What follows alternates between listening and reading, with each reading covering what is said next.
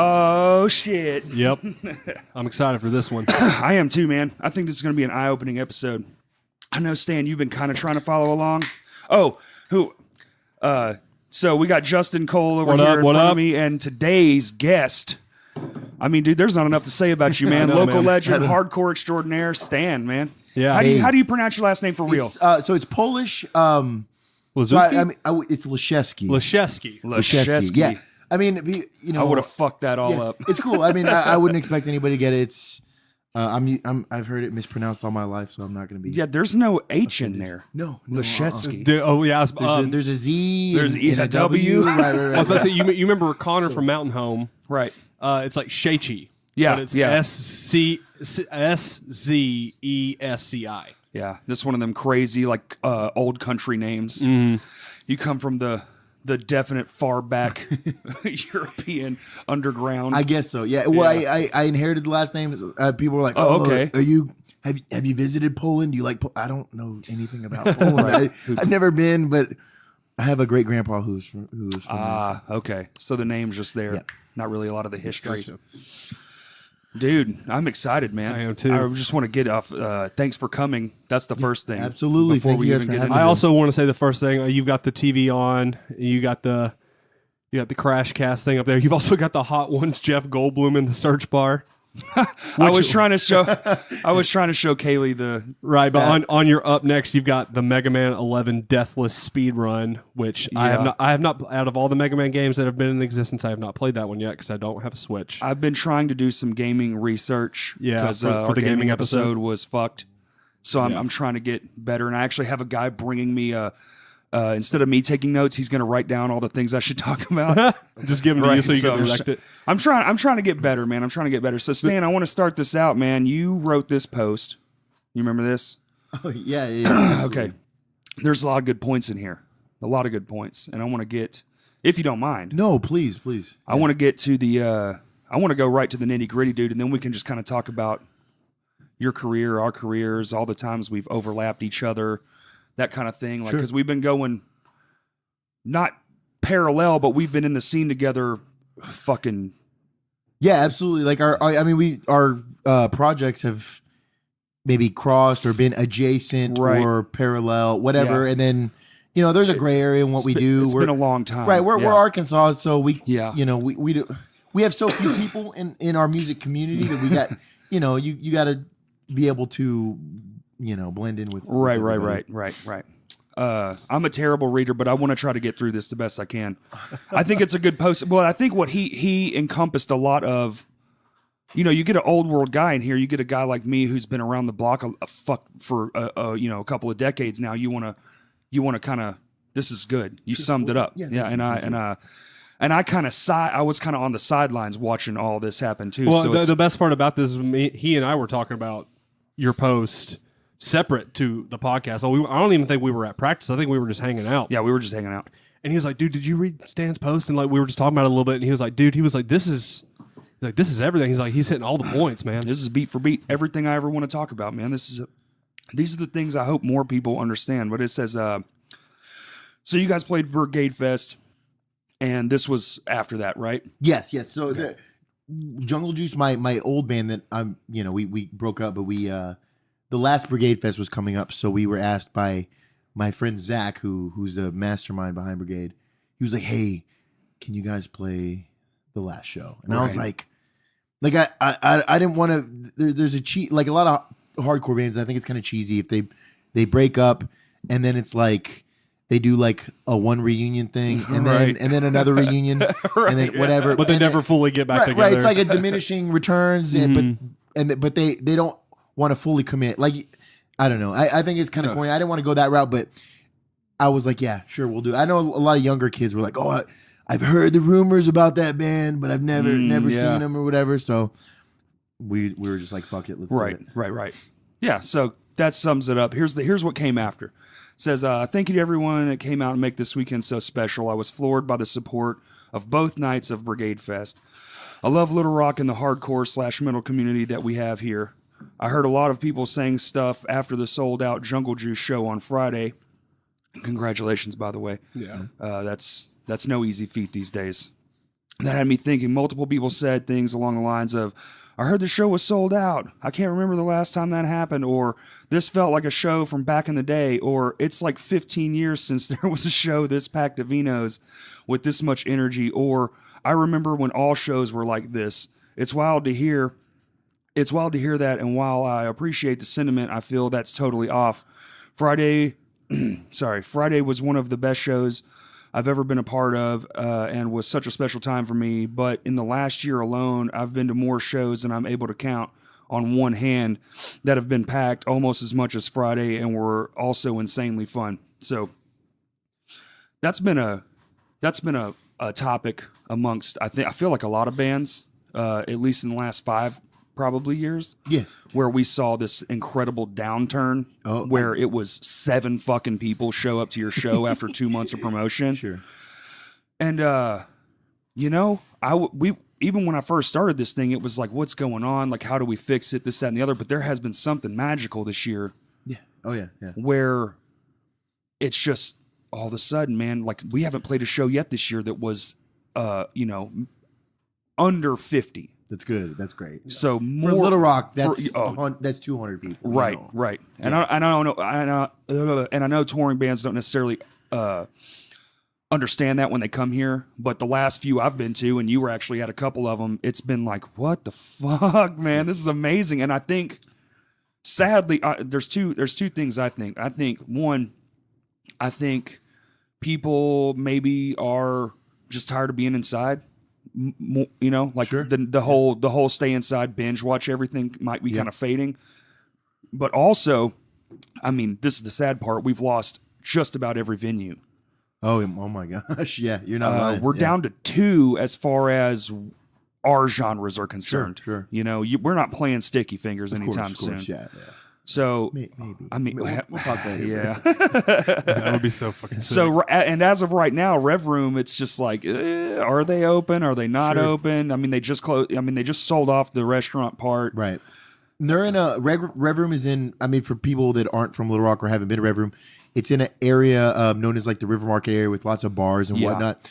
So I don't know what the rent per se is. It's got to be whatever. It's fucking astronomical. It's over $5,000. It's got to be. It's over $5,000. So like, I've heard people gripe and say, "Well, Rev Room will only take shows that they know will make money." Well, fuck, they got to keep the lights on. Yeah, so man. I get that sentiment. But they got people to pay too. Yeah. They actually pay their security. They don't just fucking be like, "Hey, hopefully you'll work for free." Right. So I mean, I can understand why their hands are tied to an extent. Yeah. But if a big show comes along that has the potential to do well, they can try to accommodate. Right. And you can always wheel and deal, and they're not like total sticklers. Sure. You can get a show in there. It's just harder.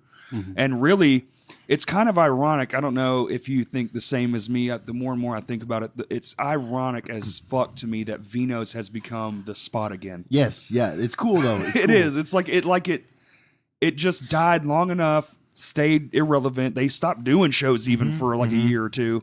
Put a bunch of TVs in the back one and turn it into a sports bar. Now all of a sudden we're watching Ass Cities burn to an almost sold out house. Yeah. It was what a wild night, man, and what a wild time it's been too. I know your band, Terminal Nation. We had Tommy on here too, and we were talking about a little bit of that. And I think it's neat, man, that we all, me and you didn't start at the same time. I was in there a little bit before you were. Yeah, for sure. But you came in not much long after because you guys, and the rest of this post, this is what I want to get to. I started Jungle Juice 10 years ago.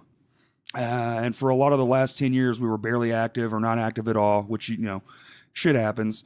When we started, we couldn't get booked anywhere, and for sometimes legitimate or illegitimate reasons.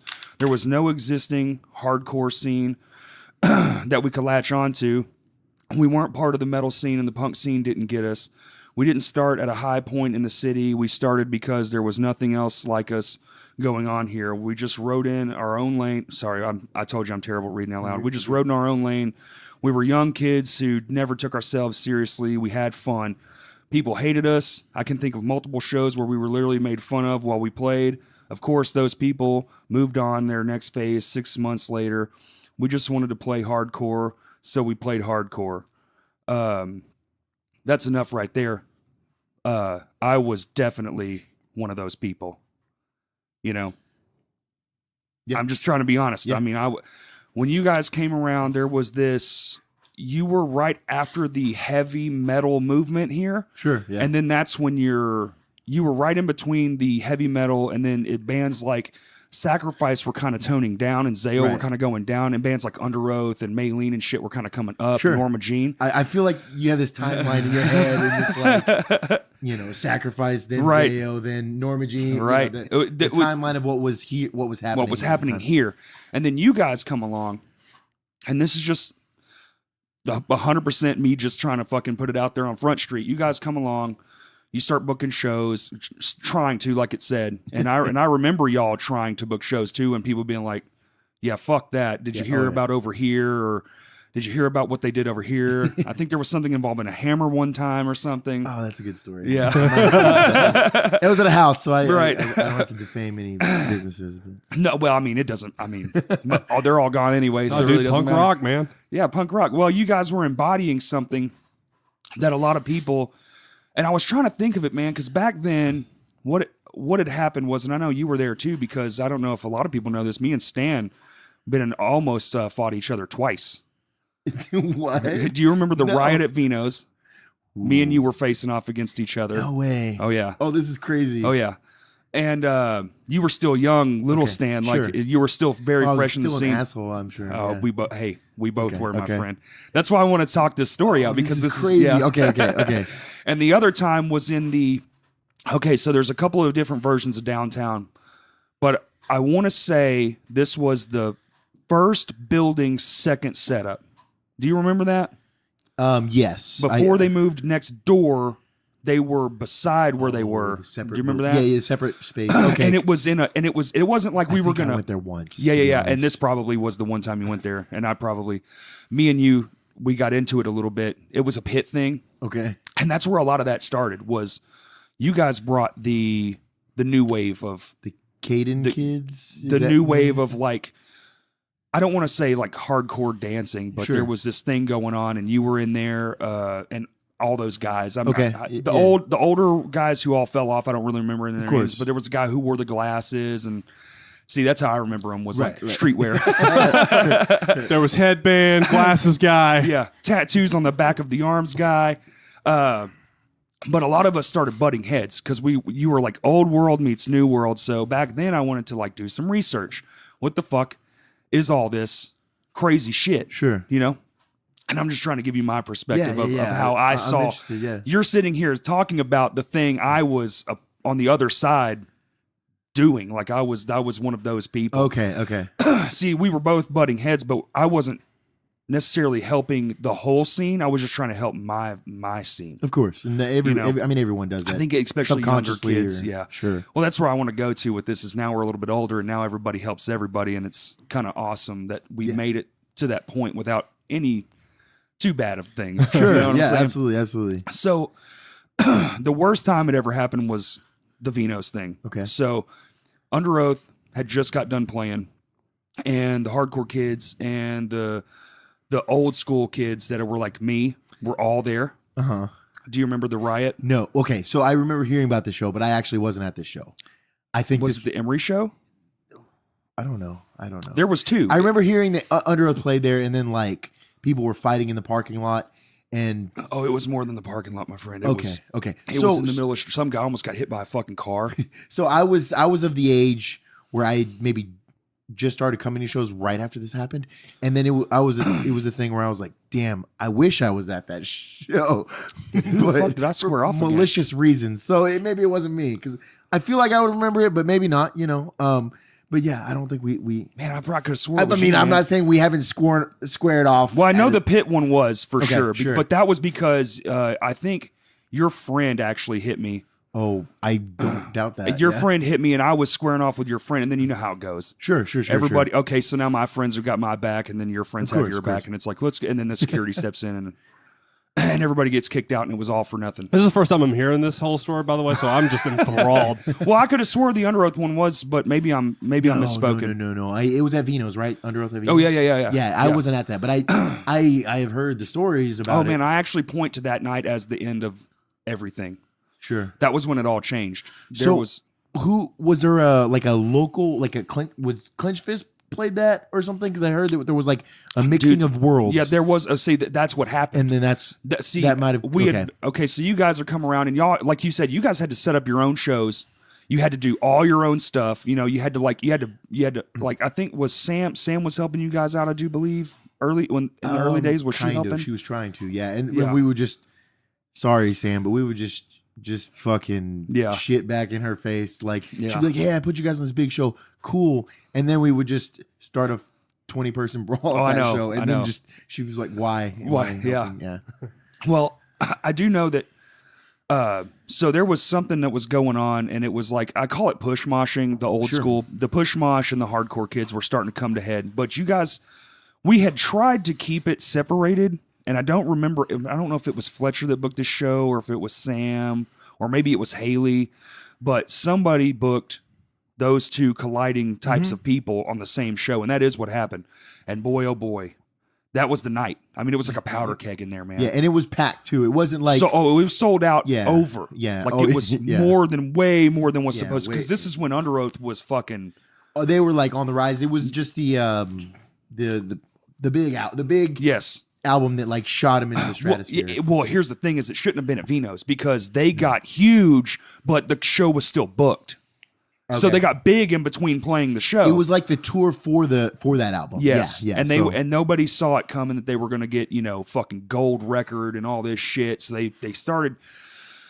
Anyway, there's probably fucking 400 people in that room. Yeah.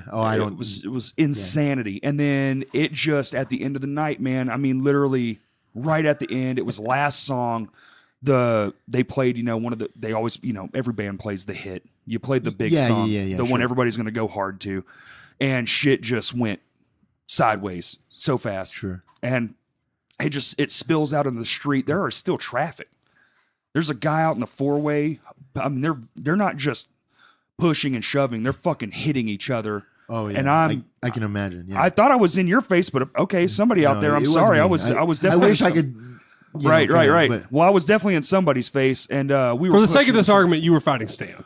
Sure. Well, we were definitely face to face. Change history here. Yeah, it was definitely me. You were fighting, straight up. But it was crazy, man. And then all of a sudden, you guys start getting some notoriety. You start actually doing better shows than what the other scene had been doing. Like this, it's I don't really know how to describe it, but they were kind of going like one was going down as the other one was coming up. Sure. You know what I'm saying? People were looking for something different, and I feel like I don't really know what it was, but there for a little bit, like in our band, My Hands to War, which we would be on the other side of that. I feel like, we were just like, no matter what we did, the show numbers just kept going down, and your guys' show numbers start going up, and then there's like, you start getting like those little resentments and stuff like that. And I'm young too. I mean, dude, we're in our 20s. I'm fucking 34 now. There's no such thing as a goddamn. But I really liked what you wrote here because it's so fucking crazy. For people listening, like this was I don't even remember how many fucking years ago this was. It's over 10 years ago, I feel like. And now we're sitting here across the table from each other. Yeah. Just fine. For sure. Yeah, absolutely. And just that young angst was really all that it was. And I feel like if we had been able to come together back then, we would have been even more, it would have been even more crazy. Right. Like if we could have figured our shit out. Yeah, if like in the band that I'm in now, Terminal Nation, we can we play, I guess, gray area music. Like a lot of people, if you read a article about us in a magazine or something, it might say that we're a grindcore band. Yeah. But I say we would identify as like a hardcore band, but we played with Deadbird on Friday, which is like a sludge band, and like, had that show happened 7, 8, 9, 10 years ago, there might have been 5 fights or whatever. But I think that whole wave of kids that kind of grew up with me, they're not kids anymore. Right. So it's like, we can we know our environment, whatever, and then we're like, it's not like us against the world. It's like maybe all of us against, whatever. We're working together. Maybe not against something, but we're working against not having a shitty scene or whatever. Oh, 100%. And I think the shit around here was so bad for so long. I think that's everybody's goal at this point. Yeah. That's why, like this show coming up, dude. We have our Halloween show. We were talking about it outside This Friday. Will this podcast drop before the show? Tuesday. Yes. It's gonna be Tuesday. Okay. Cool. Yeah. Cool. Go to that show Friday. I won't be in town, unfortunately. Oh, it's all good, man. But- it's all good. but- Apparently, a lot of people won't. I fucked. I was like, Whatever. this is such a weird fucking. I mean, I was about to say you're playing a fucking festival, man. yeah, it's awesome. By all means. Yeah. And then we're leaving for tour like 2 weeks later, but I gotta, or 3 weeks later. But, I was sitting here thinking about what do we talk about today? And I think about, because I would say at this point, for lack of a better term, a fucking local legend as far as you brought and carried a whole scene up, not solely on your shoulders, but you definitely Put in a were at lot the of very legwork. forefront of Sure. the hardcore Yeah. movement as far as getting it in this state. And that's what I was trying to allude to earlier was like, I think people just weren't ready here, Yeah, I agree. And then, the shit that we were bringing to was probably a little more abrasive than oh yeah, maybe getting, if you're, it was like diving into the deep end versus just kind of getting acclimated yes. to the temperature. Y'all went straight to the fucking, to the 100-foot depth and just, Right. Well, so I've always been like for lack of a better word, like a punk kid. right. Right. And so I moved to Arkansas when I was a lot younger.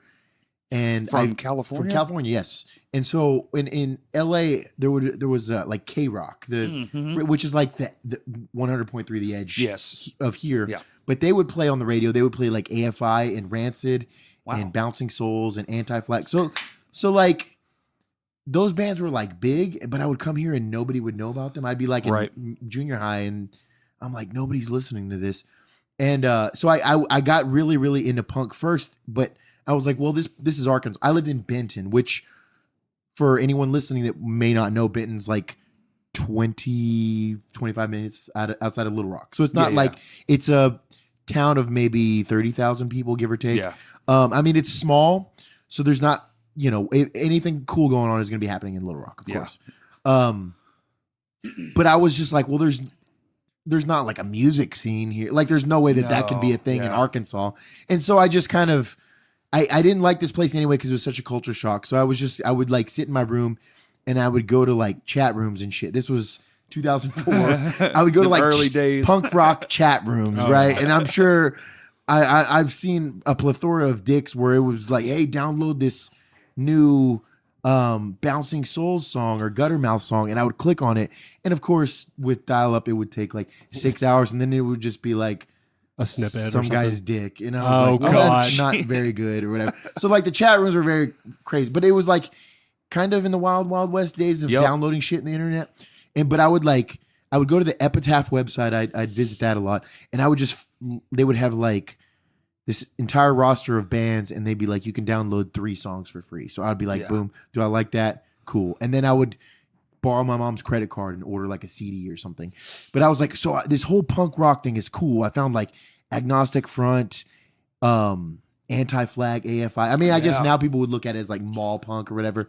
But it was, right. I'm like, yeah, this is cool, at like 13, 14. But surely nothing cool like that is going on here. But little did I know, there was a whole scene, and I think I discovered it by accident. Just showed up to a building one day? Yeah, well, I was maybe in 9th grade, and then there was some seniors. And like, I was the kid that, I was like the weird kid with the swoop hair. Whatever, right, yeah. And then there was like some stoner dudes, and they were like, so Flogging Molly's playing at Vino's next weekend or whatever, or next week. And I was like, dude, I fucking love that band. What's Vino's? And they're like, hey man, come out to us. I think I was 14, maybe. That was the first day I ever smoked weed. Right like, on. It was crazy. I was in this passenger seat, Flogging Molly and he's at like, Vino's. he just fucking pulls out a bowl on the interstate, driving with his knees, and I'm like, holy fuck, maybe there is like crazy dudes in Arkansas that just don't give a shit. And then he passes me the bowl, and I gotta act like I know what I'm doing or whatever. Right. But I'm at that age, I made myself, I guess, be sheltered. Like I looked to the internet, but I was like, surely, like there's no like music scene here in Arkansas. And then I discovered that, and it was just like I just hit the ground running. Well, I could see that, man. You come from such a fucking big place to such a tiny place. You just automatically assume, well, all anybody does here is go to Walmart and go to bed. Right, sure. This is a boring ass place. You probably even had some resentment to their parents and like, why'd you move here? Absolutely. But yeah, so I discovered like the whole movement, I think, and then from there it was like, a lot of the local bands at the time. I was like, whoa, this is cool. And it really, it wasn't my shit that I had been listening. Like I said, I'd kind of been fucking with some more like, fuck the establishment punk. But then I discovered like there was like PM Today. I really like gravitated towards that band. And then After the Tragedy was just so captivating because they were a band that was like, like it really wasn't my style, but I had been it became my style, but like I was like, oh, this is cool. And then like people are singing along, and I'm like, whoa, this is wild that there's a band here in the middle of Arkansas that has drawn a loyal fan base that has like learned every word to every song, and people are just like they had a good energy, man. I was like, this is crazy. And then through there, it was not soon after that. I remember I was like, yeah, this is cool.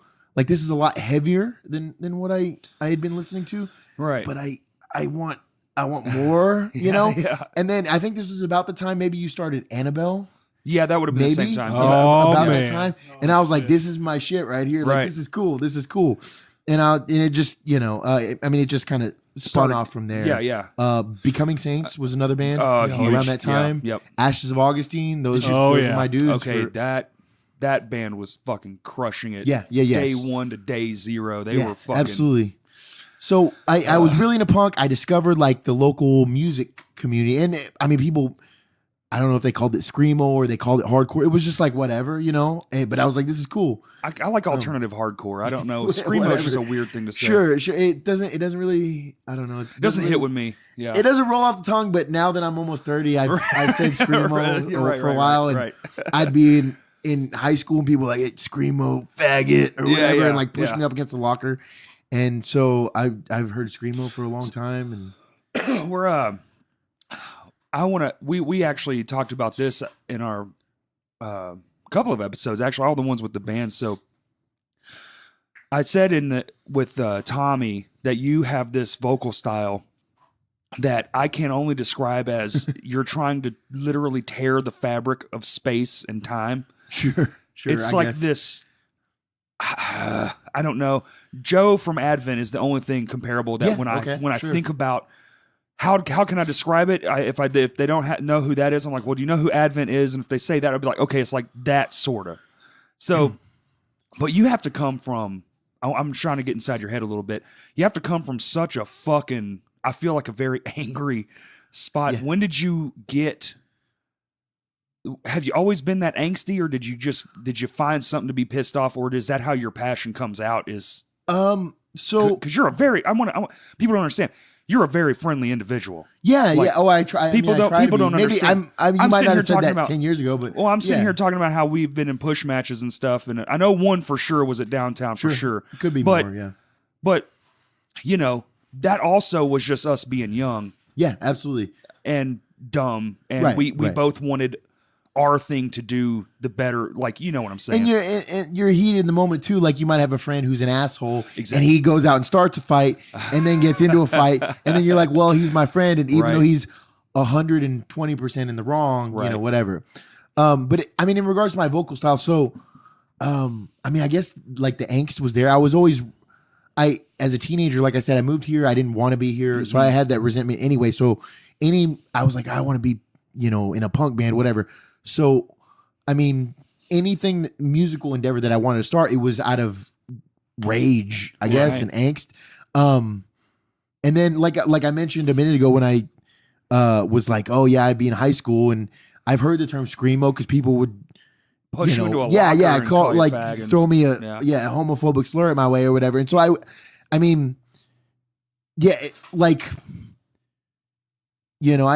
dealt with, and then on top of that, there's like also just like anxiety and depression issues or whatever. Sure. That I've always kind of battled with or whatever. So I guess it comes out of a point of rage. Mm-hmm. And like when I started Jungle Juice like 10 years ago, it's very similar style. Like it's unique. So it's very unique. Yeah. So I guess, I don't know, the concoction, if you were to say, oh, well, what are you thinking when you like, is that the way you want it to sound or like imagine it to sound? Because it's very like, yeah, unique. I mean, you can listen to either a Jungle Juice song or a Terminal Nation song and hear the vocals and know if you're familiar with my stuff, you would know that it's me no matter what. Yep. So like with the style of music that we play, that I've always played is, I mean, I guess hardcore would be a subgenre of punk. Yeah. So if I were to say, oh, that dude is a good hardcore vocalist, that dude is a good hardcore vocalist, whatever.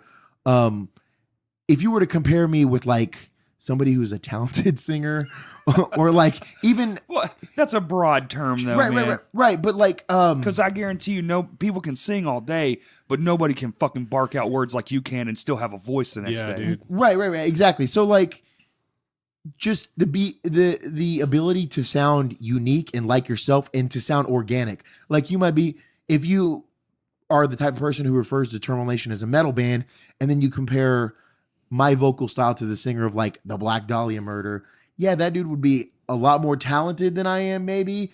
I mean, but at the same time, like I'm not necessarily going for that style. I'm going for uniqueness and abrasiveness. Like you could put my vocals against that dude's vocals, and I would say that I sound a lot more pissed off than that guy. Oh yeah, I mean, I have more of an organic sound, I think so too. if you will. I mean, like hardcore has always been, or I've always looked at it as like the working class music, I guess, or whatever. So like, if somebody hears my vocals and like, well, that dude doesn't sound like he's been training, with a vocal coach, or he doesn't sound like he's been doing vocal warm-ups all day or drinking tea, like whatever. I mean, I sound like I just slammed like a PBR or like smoked 8 cigarettes. Right. And I don't smoke, but no, I have that sound. I whatever.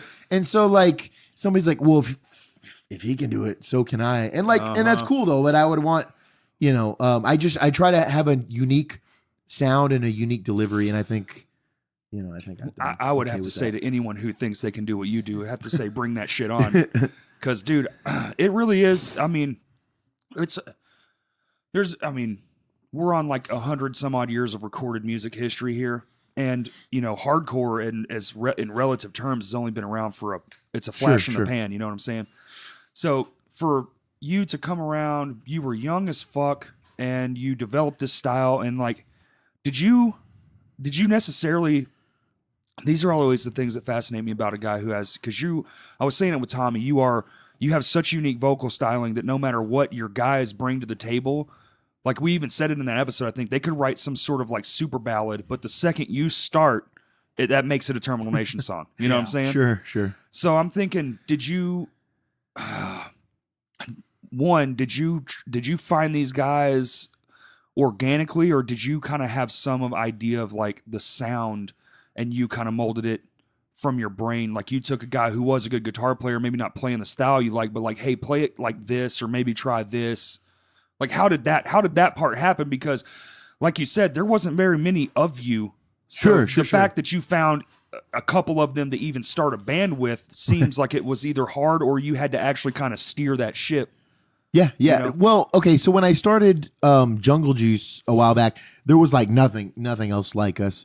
And I can vouch for that, dude. I was in the scene for a long time before you guys came around, and yeah. I mean, there's been like hardcore bands or metal bands or stuff adjacent to it, but we were just bringing like an element of punk and an element of hardcore that like that was kind of non-palpable. Is that that's a great way to describe it. Yeah, for a lot of people, it was whatever. Abrasive. Yeah, and so I mean, maybe it took people coming to see us live for them to kind of get on board, or it was one of two things. If you saw us live, you either were 100% on board or you were like, fuck this forever. Yeah, there was no middle ground. Right. Because you either got, hit with a bottle or somebody, or with their fucking fist to the side of your head. Yeah. Or drenched in beer. And then you're like, this is hooligan shit. Yes. So, I mean, I think maybe in my earlier days, as far as involvement in the scene, maybe I pushed off more people than I embraced in.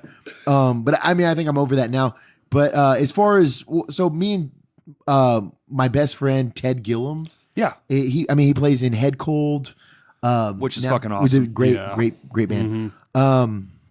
But in Peach Blush is another band that he's in. He's doing like I've he's heard got of his them. foot in I the haven't water. seen They're them really yet. good. They're really good. Yeah. They're like a surf rock kind of. Fuck yeah. Surf punk, I Okay, guess. I'll go see it. Yeah, there's a lot of bands coming out that have like a '90s sort of like alternative in right now, but resurgence. that's It's cool. coming Dude, back, man. I'm so with I'm it. on fucking board. Have you man. seen Couch Jackets yet? No, but I've seen like Instagram snippets, Dude, and it's I cool. think they're one like of the best bands alive right oh, now. that's they're so psychedelic as fuck, and it's so fucking cool to watch them live. That's Like, where it really counts with them. Yeah, Yeah, of course, of course. there's a lot of bands in this state that I think you're doing a better service by going to watch them. Just because like Arkansas doesn't have the type of recording studio qualities that like LA or New York and Sure. Chicago and all that shit have. So you don't have all the proper equipment and all that stuff. But like you go watch a show, like I saw I think you guys played it too. It was a New Year's show a couple years back at McKell and Brandon Hanley's house Yeah, in North Little yeah, Rock. It was yeah. Terminal Nation. I Was Afraid. yes. That show was tight as fuck. Oh, I remember. that was a good time. I showed up and the show was a guy had. You know, Yeah. I was just this much. Yeah. I was on my way and it got fucking popped. But Yeah. there's a lot of that going on. yeah. Sorry to interrupt No, with we're the good. We're- thing. I just feel like I've got ADD, so you probably brought something. Who are you I again? Jumped all over the fucking place. yeah, that's me too, man. I know you've listened to a couple of these. I tangent unreal.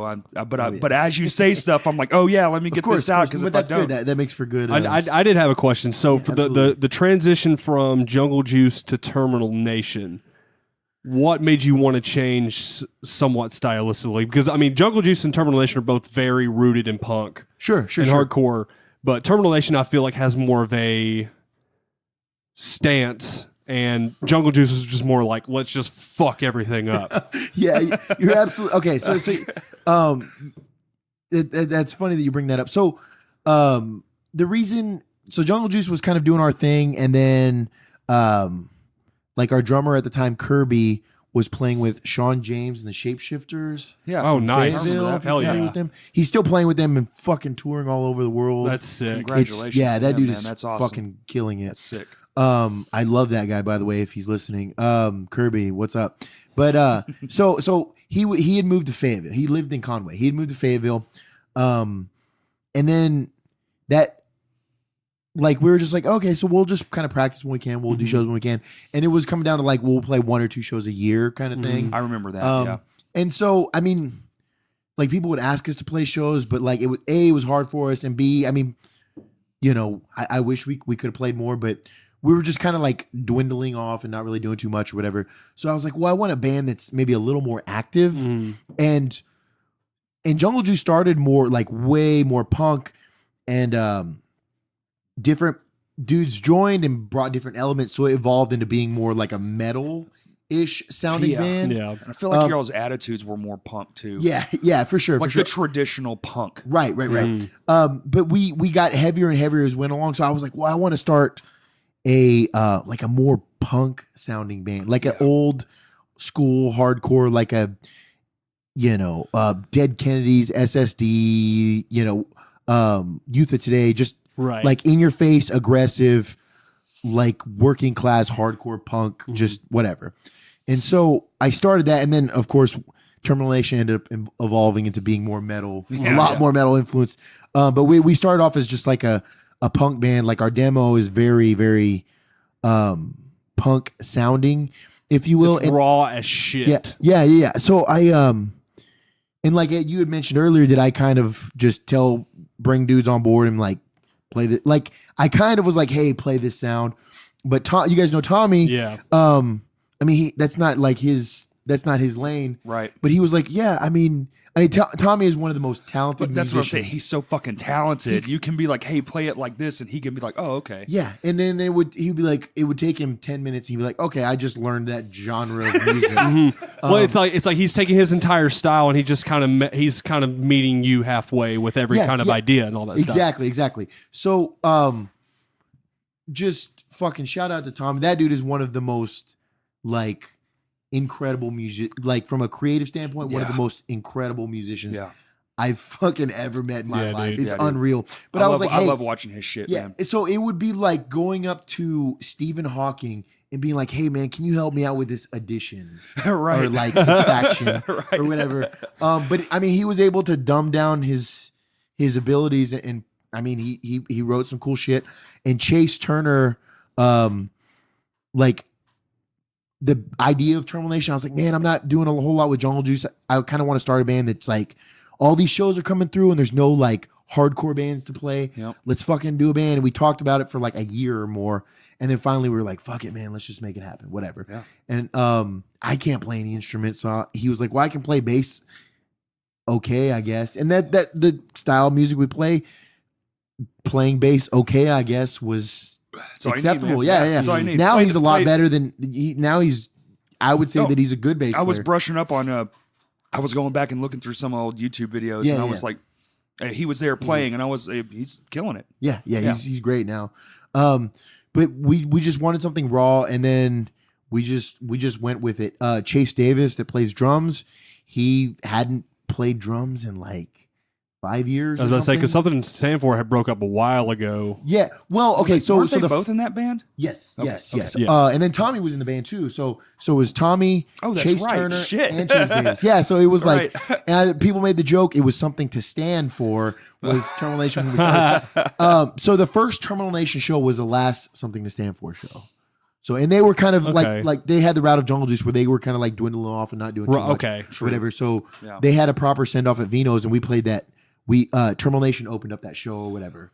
So they pulled double duty. Hell yeah. Yeah, yeah. But you know that I didn't want to be like the mastermind behind everything. I was like, this is the style I'm going for, and we did that on the first demo, and then it just kind of like spiraled off from there.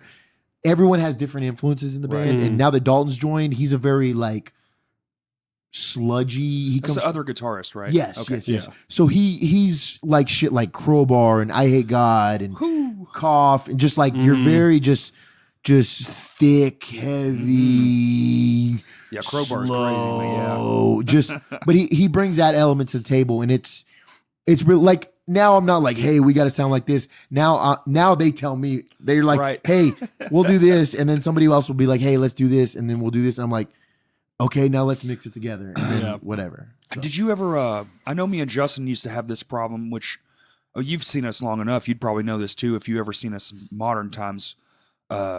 Shout out, come to this Friday to Yeah, Venus. come out to Vino's. It'll be a good time. We're actually. I wish the band was here, dude, to show you. We've written the craziest song we've ever written, and that's saying a lot. Oh yeah. Like okay, it is. sure. It is fucking. It's a mind bender of a song, and I'm absolutely in love with it. What's the name of it, Justin? Loud gasps in empty rooms. Right.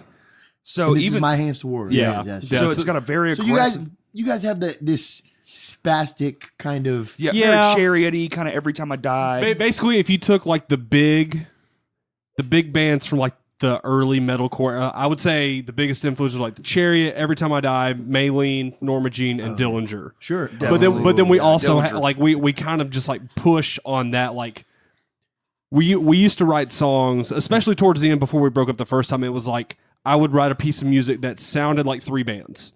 You just kind of blend it all together. I love it. And then bring like the last song we wrote as a band before we broke up was a song called Awkward and Dimly Lit Harbors that we played maybe twice. It was twice. It sounded like a cross between Fear Before the March of Flames, Okay. old school Our Last Night, and then a little bit of To Speak of Wolves. So it had like a modern Nice, metalcore nice. Sure, sound, sure.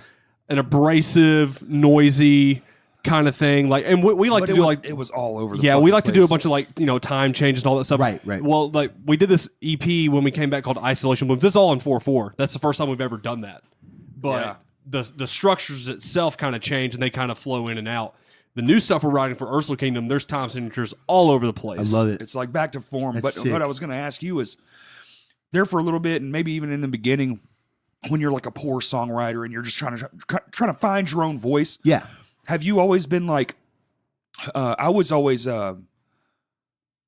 kind of a dick and like a stickler. Like, this is our band, this is our sound. We have to stick. Did you ever box yourself in, or have you always been open?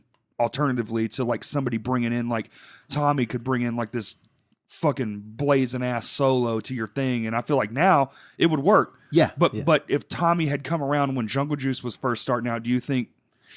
Okay, so when Jungle Juice started, we like evolved so much or whatever. So when I started Terminal Nation, I was like, I don't want to start a band that evolves. I want like the sound Right. to like, I have this idea. You want to focus. Yeah. Like, you know, I had my influences like Infest, Warzone, whatever, like just straightforward, no frills, no bullshit. Let's just play this, right? Right. And then our demo, I think, embodies that. But then, you know, Tommy especially, like, he's got such a fruitful mind that he's like, yeah, I mean, this, what you're wanting to play, that's cool. But what if I did this, and this, and that, and this, and this, and it would make it a little bit cooler? And I'm like, yeah, that's fucking really cool, but it's not really my vision. But yeah, let's do it, whatever. Right. And then, you know, and I didn't want to be like that dick that was like dad of the band. Yeah. I mean, I think that was Chase at first. I told Chase, I was like, I was dad of Jungle Juice for fucking forever.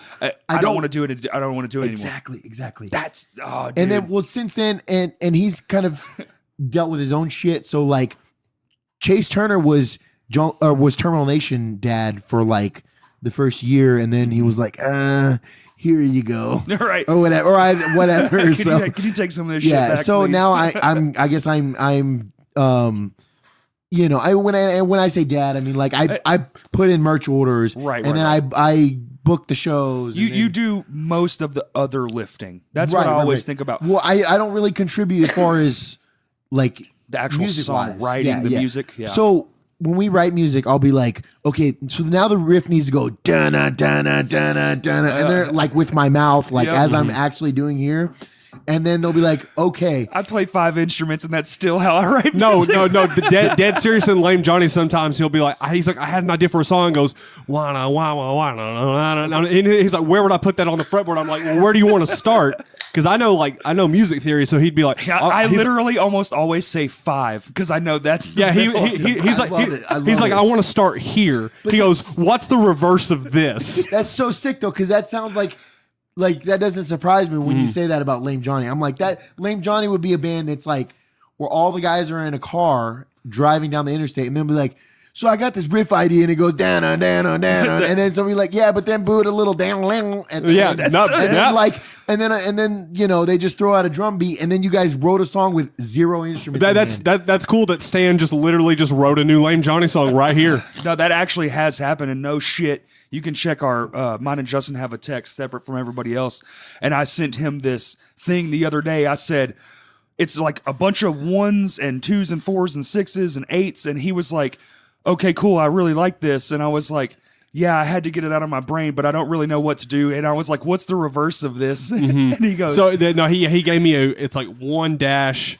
random number, 1 dash random number, and it's basically a huge giant structure where the 1 is a snare drum hit and all the other numbers are riff. Different notes. Yeah, and he was like, so what's the riff? And I was like, I don't know, 7 or the opposite of that. Yeah, but so basically that 1 is just your start stop. Yeah. So it's going to be I don't know. That's going to be Tom's. That's going to be fucking Tom's signature frenzy for me. That's my shit. Well, I didn't mean to butt in, but I was like, dude, you're literally saying how we write. Well, see, when it comes to My Hands to War, Justin's the brainchild. I mean, sure. He's the fucking guy that writes everything. And then every now and then I'll chime in with like a little nugget, or Todd might have like a little, hey, can we do this less times or whatever? But as far as the overall arc of the band, it's definitely all in his brain. So, but some bands are like it has to work like that. My Hands to War has to be like that. But also Lame Johnny, I feel like this is the first band I've ever been in where everyone has veto power, but also everyone has writing power. Yeah, sure, like that's good. It's That's completely good, open. We're so much shared that when we signed our contracts, everybody gets an equal third because there's only 3 of us. Yeah. But also when we play on stage, we all are in the front. The drummer's in the front. Okay, I'm in the front. Yes, we play linear Yeah. to each other. That's very instead of cool. Staggered. Yeah. Yeah.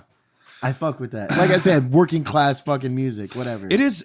See, that's what's crazy about blue collar rock and roll. There's no patriarchy in the band. No. So that's no. cool. No, but a lot of that stemmed from you're talking about being the dad, dude. From In My Hands to War, before we broke up, dude, I did everything that wasn't the other thing. Yeah. Like I played the drums, but everything that wasn't singing and guitar, I did all that too. Wow. Until okay. like a little bit towards the end when we started to kind of hate each other. Yeah. and I just stopped doing stuff. Yeah. Todd picked up a lot of it. Yeah.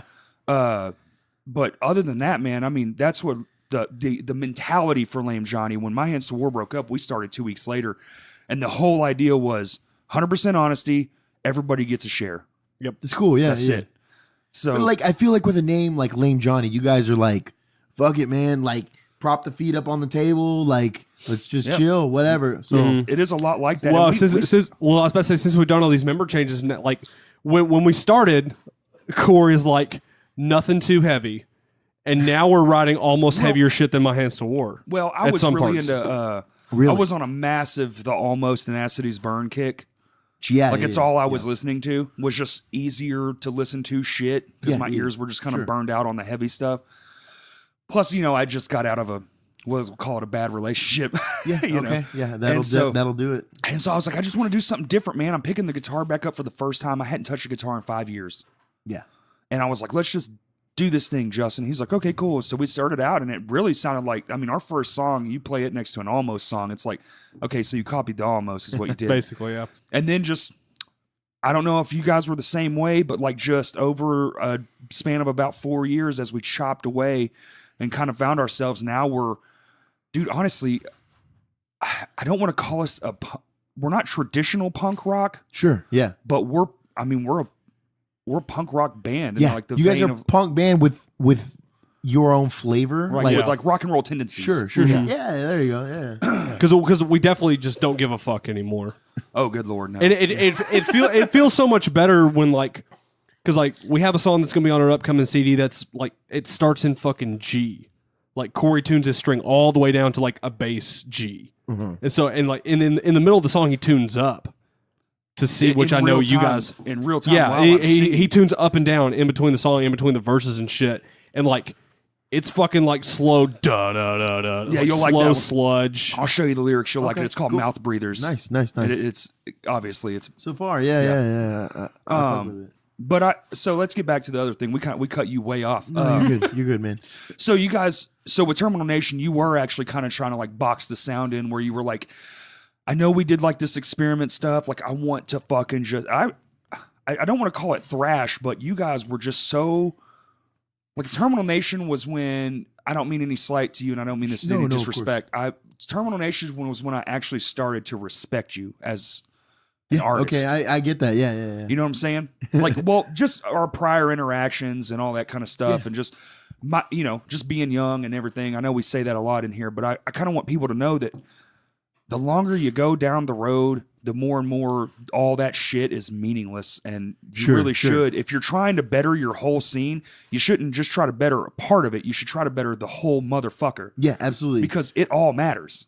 You know what I'm saying? Like, I should have been going. I did go to a few Jungle Juice shows. Okay. But it wasn't because Jungle Juice was there. It was because y'all were playing with like a buddy band. Right. Or like know. the last downtown show, I think. Exactly, Was like, yes. People were like, I've never seen you guys before. And I was like, wow, this is like, we've been playing for 8 years, whatever. Thanks for nothing. Right. Right. No, but like, and I've gotten some of that shit too. But so you start trying to box, and then Tommy comes in, and Tommy's he's just a phenom. That guy. There's not enough good things to say about him. But so I want to hear, you guys have been recording. Is that correct? Or Yes. You're done recording? Yes. Well, so we're wanting to do like, okay, and I think you guys, I may need to share some bands with you after we Please do. finish recording. please Yeah. do. Or whatever. 'Cause, like you mentioned, like the Chariot and like Dillinger and like these really like spastic crazy shit or whatever. So Terminal Nation gets grouped into like, and I would say we're just a hardcore band, but we get classified through the record label we're associated with and whatnot as like a power violence band, which is like a more, for those that may not be familiar with that, very small sliver of subgenre Right. categorization, if that's a word. Yeah. But like that's more of like it's like grindcore, but like with more punk influence to it or whatever. Okay. So, but it's like all over the place, like crazy tempo changes, just like start, stop. What's a whatever. band that would be, in your opinion, an actual power violence? Sure. So, Spaz Okay. is a band, and they've been broken up for 20 years, and people Okay. are like throwing them like or wanting to throw them crazy money for their Return. inevitable reunion. They keep saying that it's never gonna happen. It probably won't, but I don't know. Whatever. But yeah, Spaz is like the quintessential power violence band, I would say. Two Z's, right? Do I? Is it two Z's? Yes. Okay. Yes. Two Z's. It's three guys. They all have microphones. Oh shit. So yeah, for sure. And they're just like fucking all over the place. Like crazy time signatures, goofy shit, goofy samples, whatever. But we get categorized as like being a power violence band or whatever. Yeah. And we do have like those just like random blast beats thrown in here and there, crazy tempo changes, whatever. So like with those type of bands, they're just fucking all over the place. Yeah. So, but anyway, sorry, No, it's all good. My ADD is like kicking No, in. I get it all the time. No, I want to know personally. So you talked about your demo, and you know it was like one way, and clearly you guys don't probably sound the same as when you made your fucking demo. Sure. So y'all are in the studio. Are you done? Is the record done? That's where we were. Okay, Is- I got to start. Well, I gotta know. Yeah, I got lost for a second too. I was like, wait a minute. Okay, we're talking about power violence. No. So is the record done? No, or you're no. finishing- So okay. So is the record done? And what is, what is like the, not necessarily the difference, like like you don't have to be all hoity-toity and like give me like the cliche answer, but like what's the goal for this one versus maybe the last one? Sure. So, and I'm sure you guys can relate to this too, but when you record a record, like you record it and it's mixed, it's mastered, it's done, and you're like, hell yeah, let's put it out there. And then of course it's not that simple. You know, there's whatever, the release, like there's times where you have to wait a year for it to be released. Yeah. We're on a 6-monther right now. Right.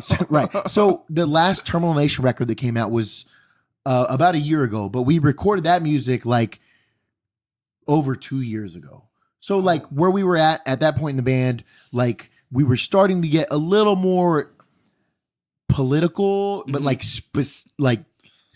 specifically political, rather than just speaking in like very broad terms or whatever. Right. Just like I was getting a little more political, but by the time that came out, I was like, man, I'm not even in the same mindset that I was because so much shit in the world has changed. Oh, since over the time 2 we fucking recorded. years. Right, I mean, right. goddamn, Since the time we recorded, I'm like, by the time the record came out, I'm like, yeah, it's cool, but like, I got a lot more shit I want to say right now than when this came out. So, and we just finished recording now, and the subject matter is a lot more like, just like dead on and in your face, Focused. Yeah. So, it just not as far as subject matter, it's not so like broad. It's not like, you know, you have a clear, definitive. Right. thing. There's no, if you read the lyrics and listen to the song, there's You know what no it's about. mistaking Yeah. what it's about. I like that. That's me too, man. With this Lame Johnny shit. Yeah. Yeah, that's good. That's good. So, and then as far as like sound wise, it's a lot heavier. Like a lot heavier.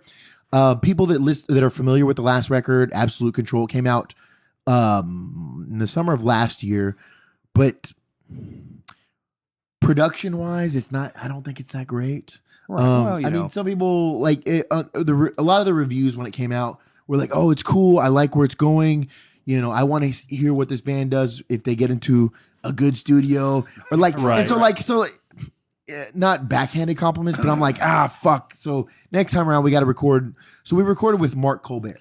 This badass. Love Mark. and we've recorded half the LP so far. The first 5 songs. We're gonna probably do 5 more. Okay. But the first 5 songs are done, and they're like, I am extremely proud of what That's we what Tommy accomplished. was saying. Yeah. Like musically, each song is about a different subject matter, rather than just being like, this song's about betrayal, and this song's about depression, and this song's about betrayal again, and then this song's about depression again, and then this song's about the betrayal that caused my depression. And so like now it's like this song's about, no, you cannot mistake what this is about. Right. Next song, there's no ifs, ands, or buts what this is about. Right. Next song, like, you know, it's clear. Is precise. it thematic at all? Does it have like is it an overarching theme for the whole thing? I wish I like. Every song stands on its own. Yeah. Every song's kind of its own thing, Okay. but maybe overall, once we finish it, it'll be it'll be thematic. thematical. Like I don't know. So I'm a father now. Oh, you're right. Yeah. Yes. So I'm not in the same mindset of writing like my old record. I mean, my son is 6, so I mean, I've been a father for a little bit, but like, just looking at the world around me, I'm like, man, this place fucking sucks. Like, this world is not a good place. to And you're raise trying to raise a kid. child. Right. So like, my subject matter is like, man, we need to do everything we can to try to build a better future. Leave it. Yes. Leave it behind for a better way. Right. So, I mean, if there's a theme, maybe that's the one. I don't know, but Okay. Maybe it's possibly like a fear, paranoia kind of thing for the future. yeah. Okay. or like a reckoning for a better future, like you're fighting against things or your belief systems, and you're trying to like shout it. Well, you have a vehicle to shout it from the rooftops because you guys are actually. I don't want to say you're gold fucking records, but I mean you guys are popular. You play a lot of fucking shows not here, and that's not. Yeah, I mean, I guess you're. Okay, I'm not trying to speak as like a general term. I'm speaking from an Arkansas term. sure. Yeah, of course. You're a rarity here. Okay. Yeah. Sure. And I'm not trying to like pat you on the back because you're in the room. I'm just saying, like I've already told you. I mean, we've squared off, and I fucking hated Jungle Juice when it came around because you were my competition. Because our genres really, we should have been fighting each other. We should have been praising each other and having all the same people at our shows. Yeah, you're right. You want to get really crazy right now? Yeah. So, I mean, anyone that's familiar with me may know this. You guys might or might not. So I'm a big professional wrestling fan. I do know that. Okay. Yes. Okay. So maybe you do, maybe you don't, whatever. And I don't know. I follow. So I don't know how much you guys dabble into professional wrestling, but there's this term, like this insider wrestling term, that's called putting people over, right? So the times that we were like, yo, fuck you, whatever, right. because we were just like in adjacent music scenes Yes. within the local scene, if we had put each other over at that time, where like, I know you said that, oh, well, there was Jungle Juice was gaining popularity, and then the shit that you were doing was like losing traction or vice versa, or, you know, whatever.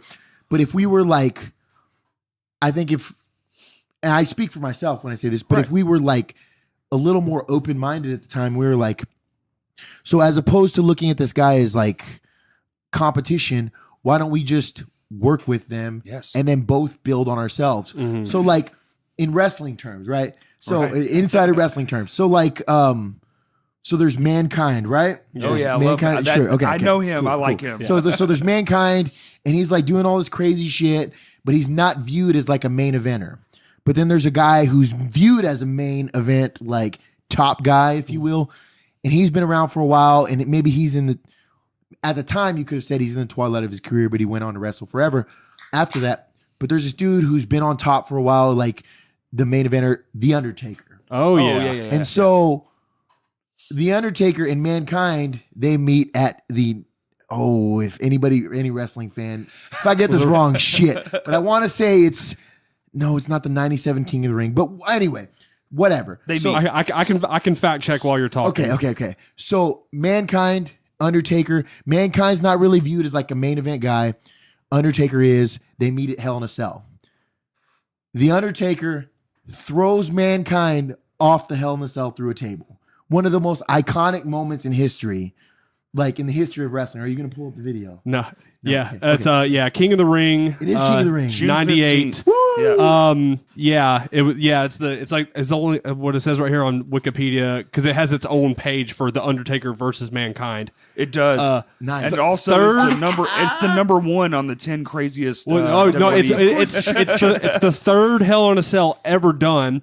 Set the standard for future Hell in a Cells, and one journalist said maybe the most famous match ever. I almost I almost feel like me and my brother had the pay-per-view for this. Yo, I don't doubt it. Dude, So, up until WrestleMania 2001, we got every pay-per-view. Okay. that's so sick. So Mankind is the bands that are like trying to make a name for themselves, but nobody takes them seriously. Yes. It's like Mankind, if you look at him, he doesn't look like The Rock. He doesn't look like Stone Cold. He doesn't have the physique. He's He looks the like alternative guy. Right. Well, yeah, So- he looks like an old man. So Yeah. he can't just break the glass ceiling and be taken seriously as Right. like a main eventer. But he goes in there with a guy who's taken seriously as main eventer, and they're like, fuck it, let's make something that everybody will remember forever.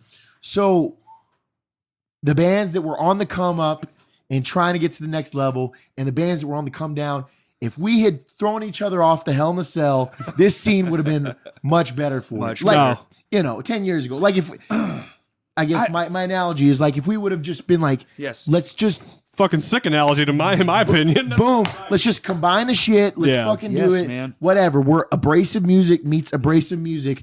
Let's just push this as far as we can go. Yeah. And take it Yeah, to the next and you know level. what?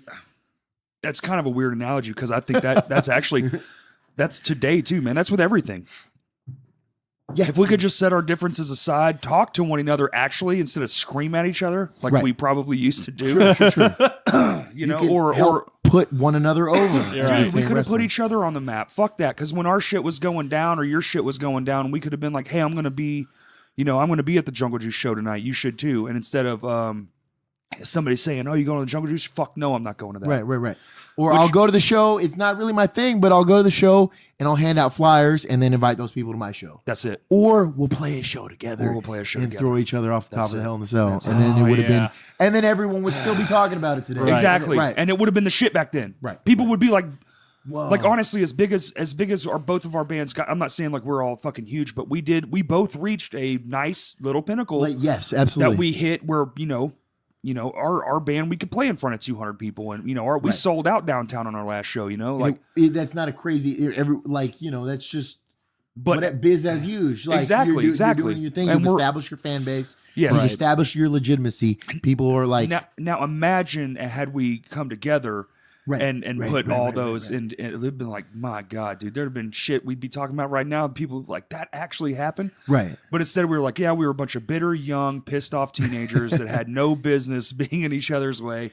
You Very know. true. Very Yeah, true. but hindsight, Well, hindsight's 2020. But I'm just saying it's kind of cool. That's why I was really excited to get you on here because we came from not totally different worlds, but we came from different enough where, it was like, whatever. And then as the years go on, it's like, dude, all I can think about is how fucking good your band is. Well, like, thank you. I toss you guys up. And whenever somebody talks about hardcore, Yeah, I go to, I don't know much about it, sure. but I do know you guys. I know Advent because Oh, yeah. Sean Hood showed me Advent. I got to see him live. I got to work with him one Really? time. And That's where here? No? yeah, at the Village. Oh, They came when nice, they were nice. like brand new. Cool. And I didn't know that they were almost all of Beloved was in Advent. Right. So Beloved was like my fucking jam. Oh, I bet. No, yeah, Beloved is your shit. So I wasn't. There's no. So I wasn't gonna miss that fucking show because I'm like, well, I'm gonna pick all their brains. And Yeah, then I absolutely. see their sound check, and I was like, "What the fuck?" Yeah, what is yeah, that for Yeah, shit? it's so much different. Well, they were so. I didn't know that Joe. I can't remember his last name. Mustin. I didn't know he could be so violent. He's like such a nice guy. I'm the nerd guy. I know everything about everything. Good. I wish I was the nerd guy. My ADD's too bad to be the nerd guy. Mm-hmm. I'm like, oh, I know that guy, and then I just think for like Faces. 45 minutes. Mhm. And nothing. That's yeah. it. Well, I was about to say, well, it works in my favor just for music. If it's yeah. anything, if it's video game related or music related, then I'm all about it. But everything else, I'm just kind of Yeah, There's I'm the just same rule way. everywhere. dude. We all have our niches. That's yeah. cool. But so the new album's going good. You guys Yes. are you? So I take it you're writing in the studio. Well, no, not necessarily. Like we're writing our shit and then going to the studio. Really? Whatever. Yeah. So we've been working with Deep Six Records, which is like the OG pinnacle power violence label for our last Okay. couple of records, our last two 7-inch EPs. I don't know if they'll do the next release. The dude that runs that, he plays in Infest. He's a drummer in Infest. Okay. He's a drummer in Lack of Interest, another like old school. I've heard of Infest. An old school like power violence band from California or whatever. But that dude, he's like, we played in California before, and he came out to our show, and he's Yeah. just like, he's on another level. Yeah. He's like, he reminds me of Tommy. He's just like a genius level dude. I think he's like an architect or an engineer or something. Something where like, or no, maybe he works with computers. I don't know. Something where this dude's like on a genius like level playing field, like above all other people.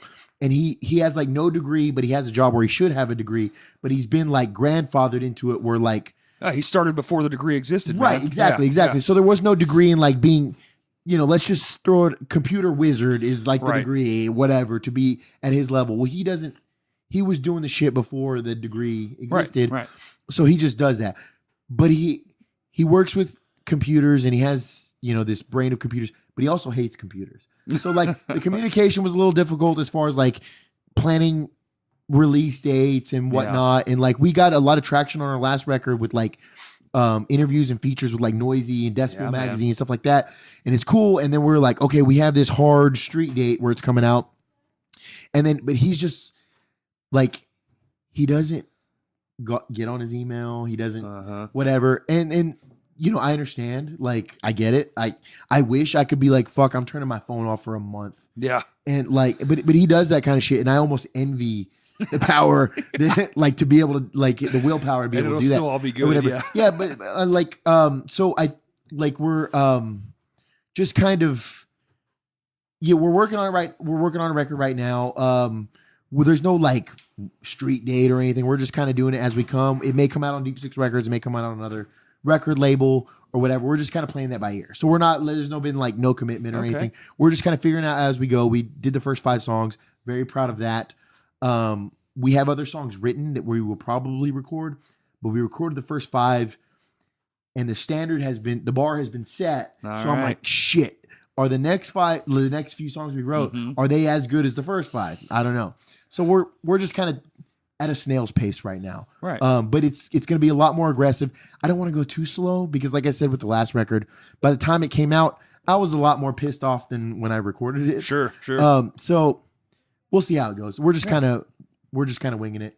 Hey, I like that too, man. But yeah, we hopefully by the end of the year we'll have it completely recorded. Okay, we'll see. Maybe like a summer release or something. Maybe. We'll see. Okay, we'll see. It depends on. Trust me, I who's know. releasing it, how we're doing it, and dude, shit happens. Like we just ran into a Lame Johnny. Our record, not only has it been done, but we're trying to get it mastered, and then there was like some miscommunications. We sent the wrong shit over. Yeah, like.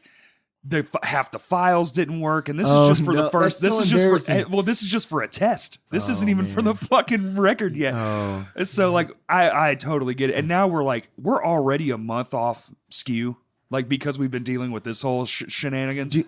So we in like the DIY realm of punk music that we kind of fall into, like release dates and like. Dates, just calendar dates. Yes, it's so hard.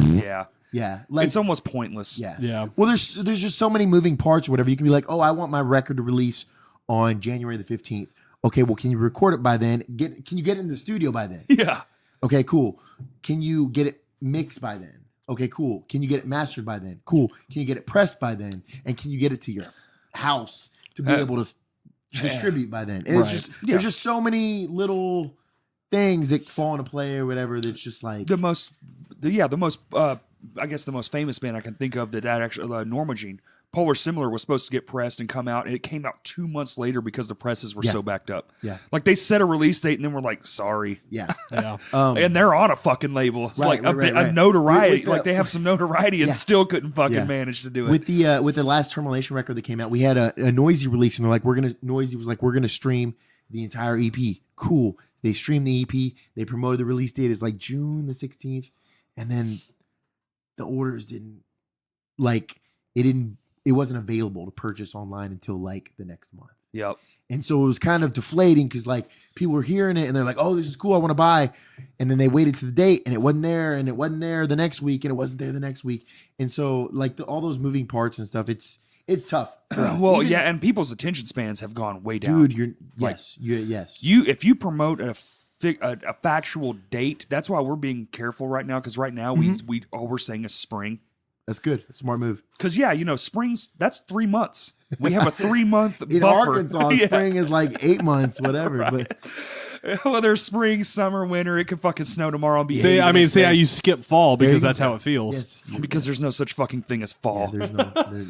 I drove Fall home. was like 3 hours, man. Dude, literally. Fall was this morning from 8:42 Yeah. to 11. And now we're all glistening because we're in my home and it's humid as shit. It is very warm, but Yeah. I think that the beer I'm looking and I'm like, damn, these are all empty. Yeah. Well, when I walked in from using the bathroom the first time I came in, and you just had 4 sitting out there. I was like, damn, man, Stan's ready to go. I'm ready to Just go too, happened. man. Yeah, well, my ADD gets worse when I drink, so Yes. like I'm like, damn, am I over talking? Am I making sense? Oh, Like, yeah, no, am I no, no. making up words? Oh, yeah, that don't dude. exist? No, Okay, no. You're total. That's what I love crystal about clear. this, man. This whole podcasting thing has changed my whole perspective on a lot of stuff, and I've been a lot more open, and that's what I want to continue to do, man. I want to have people on here that, maybe the past isn't as perfect, and we have some Sure, checkered sure, thoughts and yeah. have some crossed paths. right. If you wanted to like strive for more downloads, we should have done like a rematch of this fight that didn't happen 10 years ago or whatever. It's crazy, man, because I swear to God that was you. But I guess no, my if it was memories. the Under Oath show, it wasn't. But I almost, for the sake of the recording, it was definitely me. It was. It was absolutely. I threw a brick. You dodged it. Whatever. Yeah, It was Hey, crazy. so Well, what I remember is it was a person. It was right outside. Okay, so not a lot of people know about the side door, the infamous side. but it was at the side door, and the door was in between us. That's as far as we let it get. Okay. But it was a lot of screaming, very nose to nose. But man, and now for the life of me, I'm like, whoa, who the fuck was that? So if anybody's listening and that was you, Let's fight. no, just come on, let's talk about it. I don't want Yeah. to fight nobody anymore, man. I've done enough of that. not when you almost killed that dude at Under Oath. Yeah. I saw that. I actually saw that time. Yeah. I've heard that story a lot, but I've actually seen that I one. wish it was me because it would make It would be good. For cool, great. yeah. Yeah, it would be And we could have Well- done the rematch, right? Hell in a Cell off top of the cage. It would have been. When the podcast is done, let me take a picture of you guys like facing off, and you can use that as the background for the. And you can just put Stan versus Corey the rematch. the fight that never actually happened. Wow, man. See, that's my old memory getting the best of me. That's cool. Whatever though. I mean, The shit was over a decade ago. Yeah. I mean, I'm not the. I don't remember the other one too. You said the pit? Well, it was definitely. I don't Oh, think I'm it was sure. I don't because of doubt you. it. It was 100%. It was a mashup of people. Sure. And like me and one of your buddies was going at each Oh, other, and then yeah. it just kind of became a Yeah, group that effort. sucks. Yeah, That's embarrassing. shit, dude. It's fucking whatever. It shit happens and things happen. And 2006 was crazy, man. well, I feel like everybody was jockeying for a position back then, and you had to get in where you fit in. Sure. And you were. I mean, we were literally willing to do anything. But like you just said, like it is now. There's a very limited opportunity to book or very limited. Options to book Yes. shows. Like there was Vino's, maybe Juanita's if you could pull in a really big crowd. Maybe. Yeah. Oh, that's it. Whoops. And so that and I think that's where. And Whitewater every now and then will toss on some heavy shit. Sure. Yeah, we played Whitewater Friday. Yeah, Celebration did. And it was cool, but that was the first time we played there, and we've been a band for 4 years. Exactly. So it's It's rare that they do heavy shows, but their majority of their crowd is not that. sure. Yeah. I'm sure they appreciate it and they love a good heavy band every now and then. Right. It's like people who don't listen to hard rock, they listen to country, then they go see the Foo Fighters. They're fucking all about it. Or they have like the heavy shows, but like heavy in a slower doom. Like they have a lot of doom sludge. Yeah, it's doom sludge stuff. Yeah. So whatever, and that's a totally different realm than yeah. kind of what we do. Well, honestly, I don't mean this to slide against you. You have to be careful nowadays how you word shit. But I don't. It's easier to listen to something doomy or sludgy because it's not so fucking just in your fucking Dude, face, I agree, ripping man. your skin from your bones. Like yes. our singer Todd, and I don't know if Todd's listening, but fuck you, Todd. He's been on this kick where he wants My Hands to War to do a Whitewater show. I don't know if you've ever been to a My Hands to War show, but it's fucking insane. It like the The whole There's shit. Yeah, we're crawling on everything. We're leaping off shit. Like I'm like, dude. the lights, the in your face. Yeah, like it's more so than just standing there and playing a song. Yeah. Just, And I don't, and I don't it's mean frantic, chaotic. That's a great word. Frantic is a great word for it. Like we lose our fucking minds, and I'm like, Todd, where the fuck do you want to do this at? Because you do know that stage is like 8 by 8. Not gonna lie, Todd, I think it's a good idea, and it sounds kind of cool. Oh my god. It would be definitely a night to remember. Dude, if we did it, we would have to do it like months in advance. Like, we'd have to do it very right. Because, like, first off, where the fuck are we going to put all our gear? Okay, so you guys are a 5-piece, correct? Yes. Well, dude, let's just fucking get into it. How was that? Because I've played on that stage, but I was a drummer, and I remember like my elbows were touching the wall. Yeah. Because we were so cramped because we were a 5-piece too, but we had little amps. Y'all have big ass amps like we do. Yeah. Oh, yeah. Yeah, y'all have the fucking half stacks and your bass has a full bass stack. You're talking about Whitewater? Yeah. Yes. Okay, so the Whitewater stage, for anyone who's not familiar, is really, really small. I don't know it's only dimensions, like but half a foot off the ground. It's not, yeah. So we have, for a metal band, I guess is sometimes we're classified, we have a pretty small drum kit, but the amps are just all over the fucking They're full size, yeah, ridiculous. And then I'm a fairly, like, I take up a pretty good amount of space. I'm a fairly large guy for anyone who isn't familiar with me or has seen me. And you put down a large footprint too, man. You move like you. I was just watching videos of you guys, and you stomp around and you pace. Right. Well, I think that's where the ADD comes in, man. I just got to move. I just got like Can't stay still. Yeah. I'm over here the whole time we're talking, and I'm just like fidgeting. Yeah, you picked up your phone and moved it like about at least 5 times. Yeah. And that's just how I am. So I'll just pace like when we play or whatever. But I get comfort in that. So I couldn't do a lot of pacing there. There was no room to pace. So I was just kind of like whatever. And I was thinking to myself, do I go into the crowd? Do I get in everyone's face? Yes, no, whatever. Sometimes it's cool. Sometimes it's not. You got to kind of feel the environment. Are you good at reading the crowds? I try to.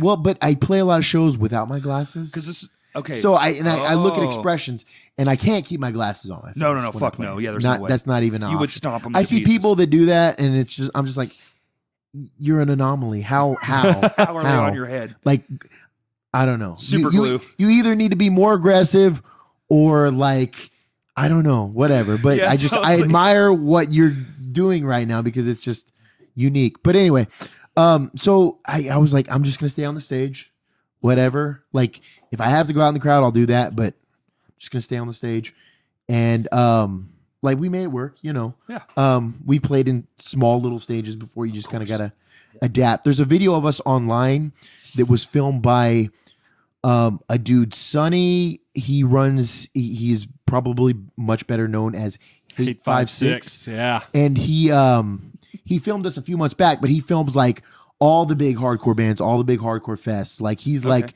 he's that guy. Yeah, he like travels around the world filming bands. Holy shit. And my understanding is that this dude has like a very well-respected degree from a very well-respected university, but he just loves music and hardcore and punk rock and metal so much that he's just like, fuck it. And he has a Patreon, and I think he just crossed his 1,000 Holy Patreon shit. supporters. That's so tight. So he's able to facilitate his being alive and functioning his artistic endeavors through Patreon alone. And so he's wanting to travel all over the world to like document different scenes. Like he's wanting to go to Cambodia East Asia. Okay, like Jakarta, Yeah. Indonesia. I hear they have crazy shows that go there. Brazil has an unreal hardcore scene too. Yes. Yeah. So stuff like that. So, but we were lucky enough to be filmed by him a few months back, and we were like, okay, we're gonna go fucking crazy. And then the show we played in Memphis was at a venue called Growlers, and the stage is like the size of this room. Yeah. So we were like, well, we'll just make do with what we got here or whatever. So I mean, you know, I can kind of tone down the movement a little bit when I need to. Oh, so you do? Or whatever. You do tone yeah. down? Well, I when I say tone it down, I just unleash that energy in different facets rather than just running, facial expressions, and jumping. fists. Yes. The facial expressions are big. Do you grab the other band member? And... I have done that, or I grab people in the crowd. Yeah. That's cool. That's a good move. Well, see, so this is a good segue. I'm a new front man. Okay. I've always sang in bands. Right. But I've never been the dude. That's cool though. I didn't know that. I was Yeah. like, surely you've sang in like other bands. Oh yeah, no, I drum and sing in every band I've ever been in. I sang in the only band I didn't sing in was Truth Farm. It was like this Christian, I remember the name. I don't know. We the music. sounded like Nirvana meets Okay. what's that political band that everybody loved in the 90s? Rage Against the Yes. Machine? Yes. What? Yeah. That sounds cool. Yeah, it was a weird amalgam of styles. Corey played bass for him for a little while. I played bass. It's the only band I ever played where I wasn't attached to a microphone, That's cool. which I thoroughly fucking enjoyed because I was like, oh, finally I can just be myself. But so I kind of want to take this podcast and it'll be a little bit informative. Like I know we've gone over some great stories and like things we're into and like you guys record releases and all that, but there's one thing I'm definitely, and being a seasoned guy, dude, I've sang in front of 2,000 people, being behind a drum kit. It's so fucking crazy. Yeah. And then I've sang in front of one person, but I've always done it from another side of the stage. But what I've never done was be like, so here's like kind of my thing. So like when Lame Johnny plays a show, I still get in my nerves. I'm just like, fuck, man, fuck. Yeah. Like what if they don't give a shit? Like what if what I'm saying doesn't fucking matter? Like I put all, cause when you're the guy, like I know, your heart and fucking soul is in everything. But instead of being a guitar riff and I can just grit my teeth and shut, like now they're hearing it. They're hearing my heart and soul, which we're more of a, instead of like a political or we don't take any like political or religious views. We're more of a humanitarian band. Like that's a good word. It's like everybody love everybody, kind of thing. Yeah. No matter how we have to do it, let's just figure it out. Yeah. But in a more like kind of a tacky way. I don't know how to really say it. But it used to be, it's written from like a third's mind perspective. But if you had like, because nobody starts out being good. Yeah. Of course. We all suck at one point. Shut the fuck up. Damn idiot savant over there being a badass always. I started on pots and pans and I was amazing. Thank you. I started on shelves in Walmart. Oh, that's right. So I want to get to like some advice, like even if for me or just for anybody listening, because I'm only been a front man. Yeah, I've been a front man for 4 years, but dude, we've only played a handful of shows and we're just now leaping. Like we're taking those leaps, you know what I'm saying? So we're just now going on tour. We're just now playing a bunch of shows. What are some of like the things, like at least some of the high points or at least some of the recognizable points you could point to in your very now long career of being, Stan the front man? Yeah. That you could actually like something, if you could tell anybody something, they come up to you at a show or hit you up on a forum, like what's the advice you want to give somebody? Because I feel like we're kind of older and this stuff is limited. This shit's on a timeline where we're not going to do this forever. So I want to leave behind some things where, because I feel, and you might feel the same way, there was a time when our scene was so dead and there were so many young people and you were just looking like, why? Do something. Like, why is that what you're doing? Guitar. Pick it up. Like, what the fuck are you doing? Sure. So if you could leave behind just a few things, man, I'm not saying like, give me the whole fucking spew, but as far as like the most important things that made Stan, like what is that? What is that? What does that look like? Okay. So, I guess when I started making moves, like I had been attending shows, but I wasn't making moves and like booking shows or like asking bands, hey, come back here, whatever. Or like, so when I started making moves, just take initiative. Like fucking, if nobody else is doing something, who cares? Like make your own thing, ride your own lane, whatever. Just like, were you talking like being in a band or just all of it, man? Just existing, like, so, whatever. Like you had it. I'm not saying, oh, poor Stan had it rough, but dude, you had a lot of battles to fight through. Sure. One, you're fighting your old attitude. You had, people had to like you first, sure, of course, then you had to, I'm not saying you were the worst vocalist ever, but you had to invent and create and kind of define who you are as a vocalist. You had to become Stan. Right. You didn't just start out being Stan. Nobody starts out just fucking flawless. You know what I'm saying? It's like you had a lot of things you had to go through. Yeah. But what are some of I call them aha moments. Like there's moments in my career that I point to and I'm like, that's when I got this thing. Like I was talking to when I finally got respect for you guys for what y'all were doing. It took time, but I had to I had to sit back. I had to be gone from the scene a long time, and I had to look into it from an outsider's perspective and go, oh, right, sure. So just have confidence in yourself, what you're doing. Like if people think it sucks, that's fine. What I was doing, I was like, people think this shit sucks. I kind of think it sucks, but I kind of like it too. So whatever, I'm just going to do it. Maybe there's some people, and eventually people started to gravitate towards it, whatever. Like, I think just if you can ooze confidence in what you're doing, you can at least, persuade people into thinking that, hey, it's not so bad, whatever. And maybe that's what we did. Maybe that's what Jungle Juice did for a little bit or whatever. So just taking initiative, like if some shit's going down that you're not about, or there's nothing here that you like, or nothing in your environment or your scene that you're about, you can always be a leader versus a follower, or whatever. Or a waiter. Right. Somebody that waits for it to happen instead of makes it happen. Right. You can wait for your time or whatever. Go for gold. That's a good example. Great example. We were talking about them before the podcast. They've been a band for like a year or something. I think, somebody told me it was like a year. But it was their first show, and like, I mean, maybe I've seen some snide remarks, and a part of me is like, what the fuck? Why, if you're in a band but you're not playing shows, what are you doing? But at the same time, it's like they waited to hone their craft before they threw it out to anybody else, and so I can respect that. They packed out Vinos. They sold it out. Incredible. First show ever. That's incredible. Dude. It's incredible. So it's a hallmark of a good way to do things, because not everybody. I feel like not everyone can get it instantly. Right. So instead of getting 5 songs and being jazzed up and they suck, but man, we're on fire, we're gonna go play anyway. They waited. Right. And so like maybe there's 80% of bands that come out probably and throw their shit out to an audience way before they probably are ready. Yeah. And then there's 19% of bands that are probably ready but haven't quite perfected what they're doing. And then I think Go for Gold falls in that 1% that's like, hey, we know what we're doing, we know what we're about, we're going to perfect it, and then we're going to throw it out to people. And I get it. That's cool. Like, mad props to those guys. So so just, just finding your lane, riding in it hard, taking initiative, and just doing your own thing. I think and I think that's something important. People could learn from the two of us is, instead of damning those who are against you. Very true. Very true.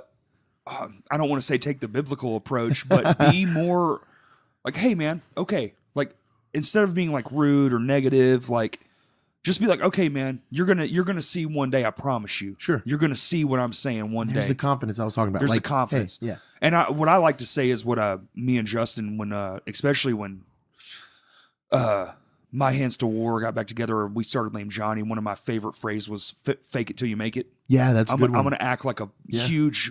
I'm gonna act like I'm already playing in front of 10,000 people. Yeah. Even when it's in front of one, and it's going to get me to where I am playing in front of 10,000 people. Right. And here we are, man. My Hands to War's playing good shows. We're headlining into a really great show this weekend. That's killer. Good job. Yeah. Lame Johnny is signed with this management company. We're literally 3-4 weeks away from a tour. Nice. Everything's hell yeah going forward in a very good way.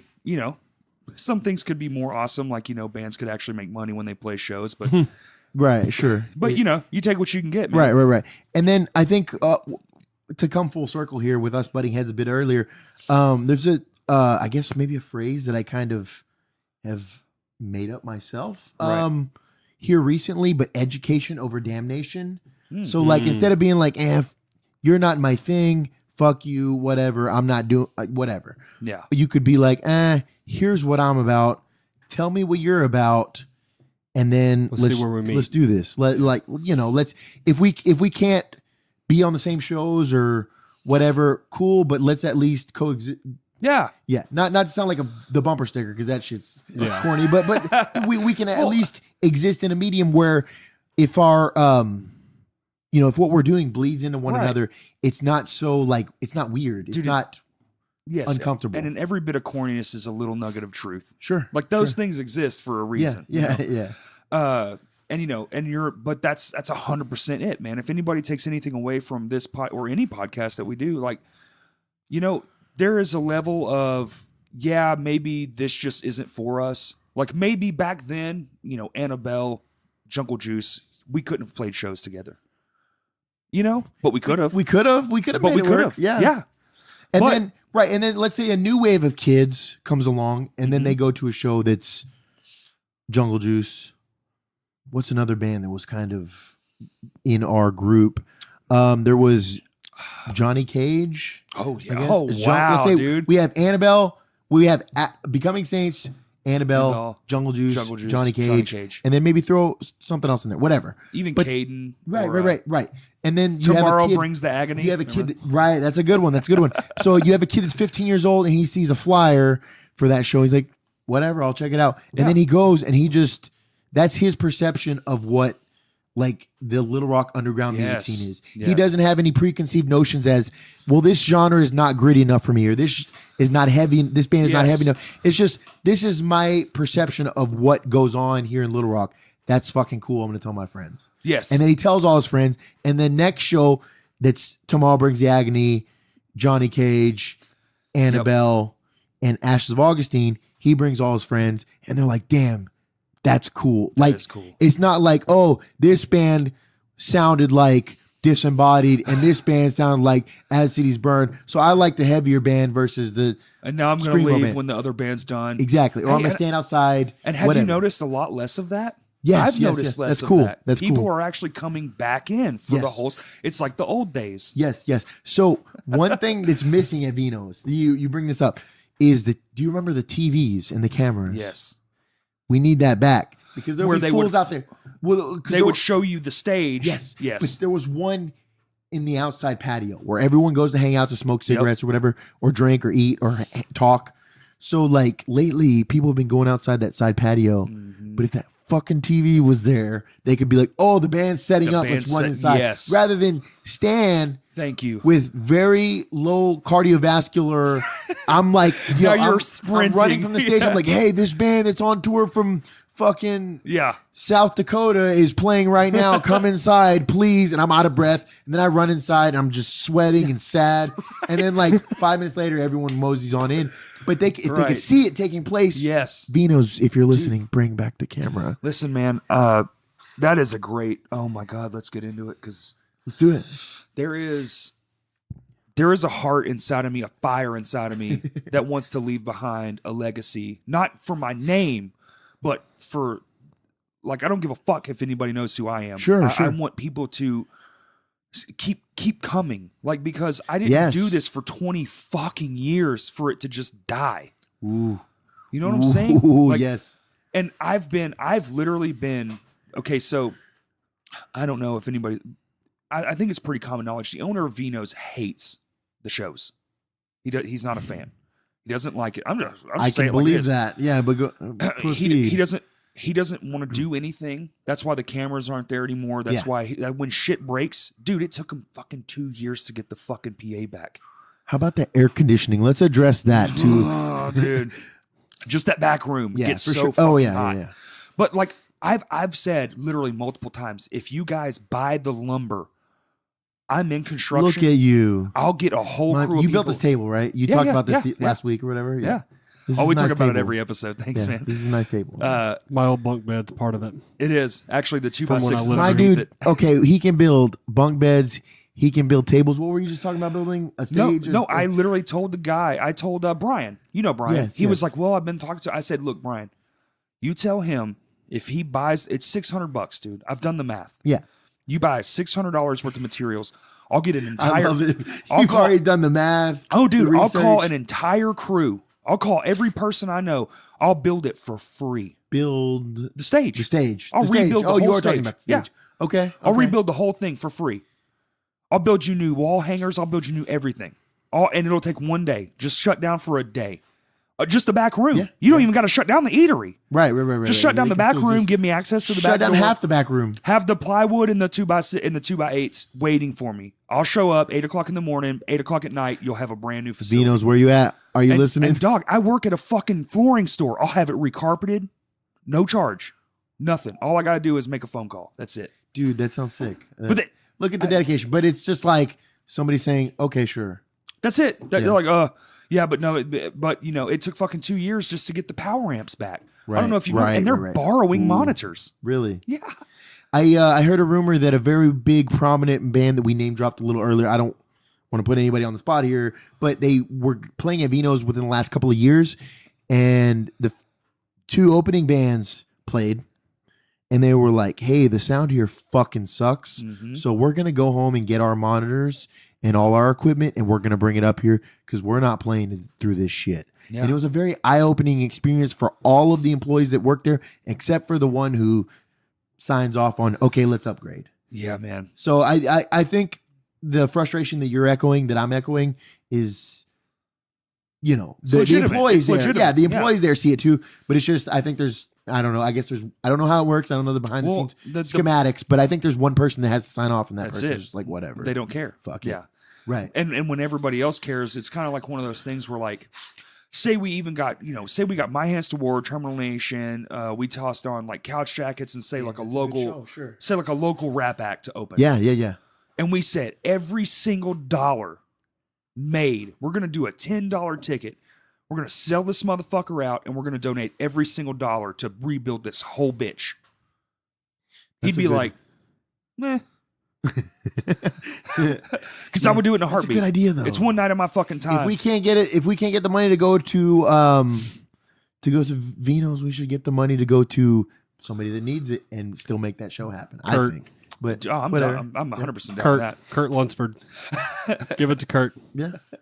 Well, he is a massive champion of the underground. Yes, shout out to Kurt. He always makes me look a little prettier than I think I am. I feel like he slims me down in his picture. I even put out a comment like, nobody takes good pictures of the drummer, and he posted the one of me, and I was like, you motherfucker. Like, yeah. Shout out Kurt if you're listening, or anybody that is familiar with Kurt Lunsford. He is a documentarian of the Arkansas music scene. He makes all of us look much prettier than we really are. So he does a great job. We used to have Shay. Yes, she used to do it. And before her was a person whose name I can't recall, but same thing. I think more than just the music itself, like there's those, there's a handful of those people who are willing to like show up, do the work, and are incredible, and like promote.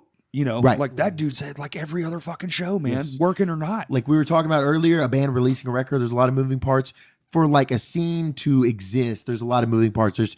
You have to have people coming to the show. Yeah. You have to have venues, promoters willing to book bands. You have to have bands willing to play. Yep. It's not just, here's a band, let's make it a show. Like people have to care. People have to know about it. People have to come out. It has to sound good. It has to be at a place that can facilitate a show. Yeah. Like there's a lot of moving parts. And then you have to have your documentarians, the people that film, the people that take pictures. Yeah. Right. So when they see that, they're like, when it gets posted online, and the people that didn't go, like the Go for Gold show, there was a lot of people that were like, it's their first show, can't be that great, whatever. And they see it, and they see the videos, people are going crazy, crowd surfing, the room is packed, and they're like, damn, maybe I should have came to that show. I'll be at the next one for sure. Yeah. Because of the videos alone. Yeah. Because of the videos alone. I used to get pissed off at that stuff, the cell phones and the blah, blah, blah. And it's like, no, dude, that is the future. I wish I wasn't so attached to my phone, but at the same time, right, I love it. Like, take advantage of your ability to do that or whatever. I feel like sometimes we take it for granted or whatever. But like, if you're if you don't want to be perceived as that nerd who's like, I'm going to film this band set. No, be perceived. Please be as that, because if anything, the people that aren't at that show would probably appreciate it. Yep. Or you post it on Facebook, and if 10 people watch it and 1 people gives a fuck and is like, I'm going to go download that band's record on Bandcamp. Exactly. Or I'm going to go see them the next time they play Whitewater. Because guess what? Everyone can watch a stream show. Right. Nobody, doesn't matter what the fucking state is. Right. Yes. Very true. Very true. Yeah. And then when you put it to the internet, there's no. So it's like that. No boundaries. That kid holding up the iPhone right now. Yeah, maybe he's missing out on like some of the experience because his arms are up. Sure. He's trying to like catch the right angle. Maybe. But we're being picky too, I think. We are, well, from stage, you're like, hey, come on, man, just enjoy the moment. But there could be, you don't know who the fuck that kid is. Tags you in it, and you're like, holy shit, that's a cool picture. Thanks for doing that, even though you. Or there could be 1,000 of his friends tuned in. Right. You don't know who's holding up that camera. It's dark as fuck up there. Right. Like all of a sudden you got like, you look at his video and you're like, that's fucking 2,000 plays. Holy shit. Right. Like, and that's happened a few times. Even if it's grainy and ugly, at least like you know, it gets the word out there. Yes. And then people are like, oh, it's grainy and ugly, but if I was there in person, it probably wouldn't be grainy and ugly. I'm going to check that band out. Exactly. Or I see people going crazy, whatever. Like, we live in a very weird time right now. Yeah, we do. Where if I wanted to find a new band, I could find 1,000 new bands that I've never heard of within the next 10 minutes. Right. And like have an yeah. endless stream of music to listen to forever, which I guess there's oversaturation in that for sure. Always. But also I've seen a lot of these new younger kids that are, especially with the hardcore shows, where they're like, oh, as you mentioned earlier, Mr. Sonny at Hate 56. Oh, I saw a Hate 56 video of X band, and then now I want to see that band. Oh, but that band's not coming here. But what's a band that sounds like that? Uh-huh. And then they start digging deeper and deeper, and then like, oh, this band is very similar to that style, and they're within my same city, town, whatever. And so they come out to that, and it's just like that information being accessible to everybody. There's more in my opinion, there's much more positives than negatives. I think so too, man. And I think sometimes as just a human being, we let the negatives ruin everything. Cause like, you know, it's like the internet, dude. You could have a thing where like, you say a YouTube video, you guys get like, say it's like 5,000 views, Sure. and you get like 1,000 thumbs up and maybe 43 thumbs down. Sure. What hurts? It's the 43 thumbs down. You're like, well, what did I do to not please these 43 people? Instead of, oh my God, look, 1,000 people said, fuck yeah. Right. When really those 43 people clicked on a thing, and more than likely they were just like, not my thing, thumbs down. Right. You know? And no malicious intent, but then you take it as malicious intent. Of course, like, of course. Fuck those 43 Right. people. Yeah. I mean, well, I guess that's with the internet. It's so like you can get under somebody's skin really easy. Instantly, man. But I guess that's what trolling is or whatever. Yes. You know, you can get under somebody's skin and it not mean a damn thing to you. You might have just clicked thumbs down and not listen to the music at all. You might have been like, oh, the singer's fat, thumbs down, People or do whatever. that. And then I'm like, why did he not agree with what I said between song 5 and 7 Right. or whatever? And like, it's just easy to overanalyze. That's why I despise, but I also appreciate what like social media But is because right now. coming up in our days, man, it was go hang a flyer on a light pole. Yes. Pray to all things holy that someone shows up. Dude, That's all you had. if I wanted to look at, okay, so I found a DVD of Nuckfest. Did you Fuck just ring a yeah, bell? dude. Yes. Oh okay. yeah, I remember Okay. Nuckfest. Which year? Yeah, I think it was the first one, 2006 maybe. Mhm. Or no, Oh, the first one at shit. Beano's. Mhm. Maybe that was That 2006. sounds right to me. 2006 might be right. So I'm like, dude, I remember being at the show and like kind of being scared because I still had like the swoop hair or Right. whatever. And I'm like, well, these guys are just going to fucking crush me. And also these guys in the pit are guys that have talked shit to me online for liking After the Tragedy or whatever. So, but I was like, oh, this is kind of cool too or whatever.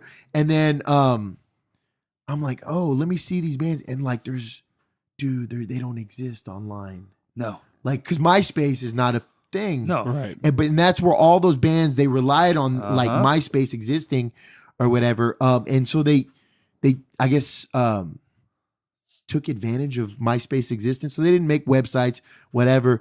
And then uploading a video at that time, like buying a digital camera, expensive. You didn't have a digital camera you walked around with like everywhere you go. Uh-huh. So like there was like an assigned person or like you had to go out of your way to buy a camera that was bulky and film the set. And then you had to, in the infancy of YouTube, you would have to upload it to YouTube or wherever. and shit would take days. People Right. don't And it understand. would just take grainy actual and days. shitty. Yes. Right. Like a $1,000 camera. in Two 2000 megapixels. Two. A in digital camera. 2006, Yes. a $1,000 video camera doesn't even compare to the camera that I carry around with me everywhere. Not I even go. close, dude. Not even close. It fucking doesn't even hold a in fucking the candle to it. same. Yeah. So now we live in a time where you walk around with all these tools. So like, you know, if you're filming a band or taking a picture of a band, even if it's an Instagram story, Facebook post, Twitter post, whatever, like put that shit out there, hashtag that That's band, it. let people know it exists because you can do that now. In 2006, and I say 2006, but there's people listening who have been involved in the music scene since 1996 or something like that. Yeah, And I'm at like 99. Sure. Yeah. But like, yeah, pick a random flyer from 1999 that maybe you attended.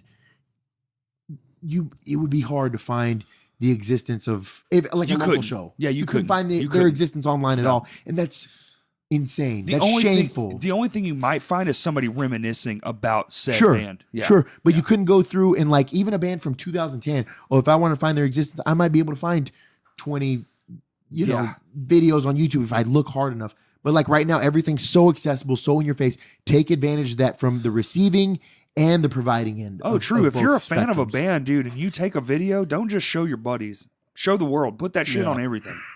Because we're in a time now where, dude, that's what matters. Yeah. That's what gets our names out there. That's what the next Terminal Nation fan, more likely than not, is going to come from something they saw on the internet versus they just showed up to your show. Right.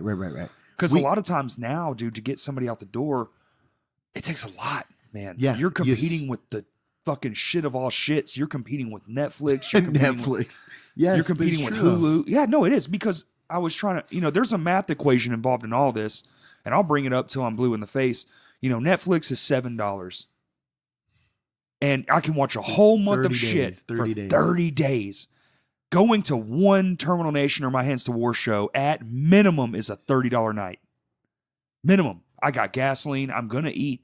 Yeah. I'm going to eat. If I'm going out, I'm going to eat. Period. I'm not going to cook at home. And then I agree. Big agree there. I love food. I have to eat to exist. I know people are like, I mean, I guess that's everybody. Everybody has to eat, but like I don't have to eat. Like I have to eat to function, to just exist, man. I see people go to shows and they're like, yeah, I fucking ate some cereal this morning and then I'm going to eat when I get home at midnight. Yeah. I don't know how you're alive, my dude, no kidding, or man. My person, I want a burger every single second. Yes, I eat before the show and after the show, and maybe during, depending on how good something smells. But yeah, especially at Vino's. Before we start this fourth song, can I get a plate of nachos up here on the stage? But yeah, no, I see what you're saying. So like, if you go to the show, and if I go to a show, I almost have to. If I don't buy a piece of actual media like music or a record, I'll buy a shirt. I try to. If I somewhat enjoy the band, right, or respect what they're doing, or whatever. If I legitimately like them, can kind of deal with it on any spectrum, I'll try to support in some way. So yeah, I mean, maybe $20-$30 is probably what you're going to spend at a minimum, which isn't in the DIY scene. I mean, that's not that crazy. It's not that crazy. It's not that crazy. Like if I were to go, Fleetwood Mac plays at Verizon Arena tomorrow for $100 a ticket. I'm not leaving that building without spending $200. No, right? Fuck no. If me and my wife go, dude, and just then to get in we the get building, a you're soda at $100. and we split it, Yes. yeah, we're fucked. Just to get in the building, you're at $100. Right. So, but at Fleetwood Mac and those kind of shows, you're only once every 5-6 months, maybe 4 months. I'm overshooting with 6 months. Right. But a local band, man, especially a heavy couple band, times a month. Dude, oh yeah, man. Yeah, if not more. So you're looking at the same money. Right. Right. Yeah. So it's really hard to put into perspective because I do get it, man. I mean, shit costs more than it ever has. People don't make a whole lot of money, and it just is what it is. And getting somebody out to a show, you better be a bad motherfucker. Sure. You have to give somebody a reason to get out the front door. Of course. These days. Of course. And I think more often than not, if you and I think this is what I was going to kind of get to is I think the passion of it all. I think it's very clear that me, Justin, we have a real heart for all this. Sure. Otherwise, what the fuck are we doing here? Right. I feel like we've all made efforts to, at least in recent years, the last 2 years for sure, for me and Justin, I don't know about for you, Stan, but like lift every single person up we can and just kind of hold them there and not necessarily hold them to a standard, but like, hey guys, we're all in this together. Yeah, absolutely. And up until now, attendance has been abysmal. Sure.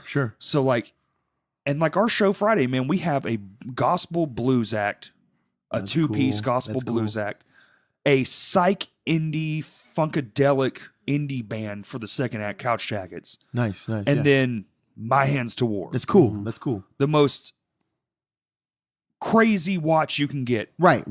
We got the lights, we got the fucking acrobatics. Our singer might actually be an acrobat.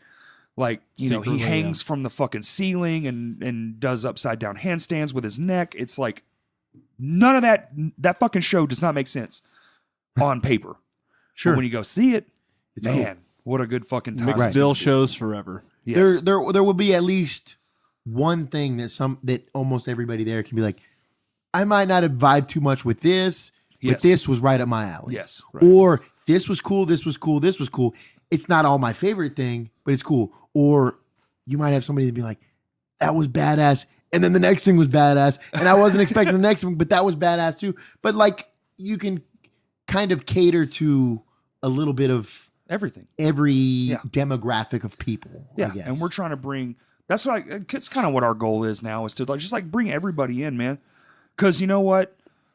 You really don't know someone till you talk to them. Sure. So even the old guy walking down the street, man, he might be a true metalhead. Yeah. He might be like, man, Metallica and Slayer all the way. And it's like, you like that shit. How about you come check out this new shit? Right. You come walk in this door. How about this? I'll buy your ticket. I'll spend And my sometimes $7. it's worth it. Sometimes Dude, it's worth it. it works out, man. Well, because your average Joe who has never been to like a DIY small venue show, They've never seen anything like it. right, but they've been to, maybe they went and saw Green Day when they came last year at Verizon. Right. So they're used to paying like, $80 to go see music that they like live in person, and then that's the ticket cost, and then buying a shirt that's $35 at that show, yeah. and then buying a hot dog and a soda because they're there for 5 hours. That whatever. So they're breaking $100 for their normal live music experience. So they come to a show and then they say, "Oh, the door price is $7 or $8 or $10." Yeah. They're like, "Okay, cool." So those are the people that walk over to the merch table and they're like, "Let me get that, and that. If it's only $10 or $15 per shirt, let me get all that." Yeah. So it's kind of cool. And then sometimes, like when they wear that shirt, and they're like, "Oh, that band was kind of sick. I'm going to listen to them." Or they wear that shirt to work, and then somebody's like, "What is that shirt?" "Oh, it's this cool band I saw at Rev Room or at Vino's or whatever." And then like, "Oh, I'll check them out." And then boom, it spreads organically like that. Yeah. All that shit goes it's so weird how it all works, man. It's so weird. So kind of to elaborate on, inviting people in and whatnot. You mentioned earlier, was it Truth Farm that you were talking about when you said that we're not a political band? We're a humanitarian That's band? Lame Johnny. That's Lame Johnny. Yeah. Truth Farm was a Christian band. Humanitarian. That's Humanitarian, sick. That's it. yeah. So Terminal Nation gets perceived, and like maybe we alienate some people with some of our. You can't win everybody. Sure. Yeah. And there might be a demographic of people that I don't care to appease to or whatever. And so, I mean, I know you guys don't want to get political here, but on your show or whatever, now, Well, I can respect that. Here, I let me like the term humanitarian. let me clear that up, because I think a lot of people they don't understand what I mean when I say political or religious. I'm agnostic. Justin is atheist. Stan, I don't know what you are. Sure. Somewhere in between. Go ahead. Yeah. Okay, so what I really mean by that is you can state, like we just had Danny Harrington on. He's got his own set of beliefs, and that's fine. And if he wants to state that, that's cool too. But what I mean is, I think politics and religion fall in the same house. Okay. Yeah. What I mean is, say you don't like President Trump. I know a lot of people don't. Sure. So what I mean is, well, we have to, instead of like, I don't care if you don't like Trump, because it doesn't matter to me, because I'm white male in America. Sure. Yeah. I get it. I 100% get it. Yeah. But what we don't have to do is have a conversation about it. Sure. You can say it all day. That's fine by me. But what I really mean is, like, if me and you were to wax political, and then we would get into say like, well, if they would just pass this law and they would just do this thing, and like with Christianity, well, if we could just reach this many people, or if we could, Those are just the two things that we just kind of push. if we could just say that Jesus did this and Jesus did that, and then I was like, hey, I can respect your belief system, but I don't have to wax intellectual about it. Like, Right.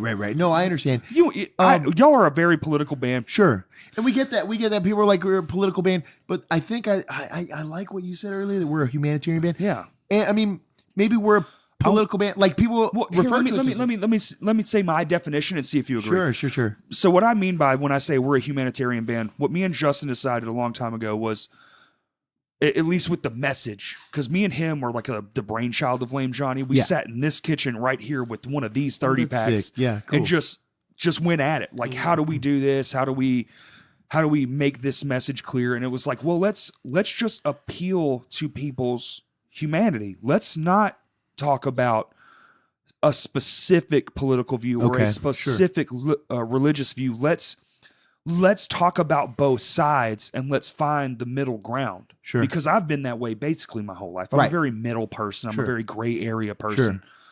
You can tell me this, that, and the other, and I will on purpose pose the opposite argument, not because I believe it, devil's advocate kind of, but just because I want to see, well, is there any round, or do you just live in this area? And I don't mean anything mean by it. I'm not malicious with my intents. I just want to know. I'm a very inquisitive person. Yeah, absolutely. But so when I mean humanitarian, I mean I want human. Dude, I fucking love being alive. Yes. I love humanity. Yeah. I think it's the coolest thing that ever existed. Now, whether we're in some weird simulation or we're some remains to be seen, right? Yeah. All of that aside, all of the crazy tinfoil hat shit aside, it's like I still want to appeal to my fellow man. And what the coolest thing about a concert, and what I've started saying here lately, and not so many words, but what I'm trying to convey is our last show, dude, we had like 150 people. Which was mind-boggling to me for a Lame Johnny show. We're brand new, Right. That's sick. That's a step above. Great job, yeah. And I'm like, there are Democrats in this building. There are Republicans in this building. There are atheists. There's devout Christians. There might even be a Buddhist or two in this building. But here we are. Sure, yeah. We're loving this moment.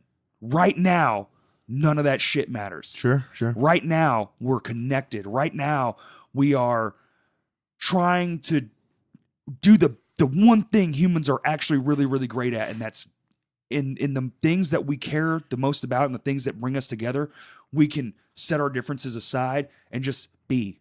Sure. Yeah, finding solace in something that a middle ground or whatever. And I love that, and I love bringing people together. If there's ever one thing I ever did with anything, it would be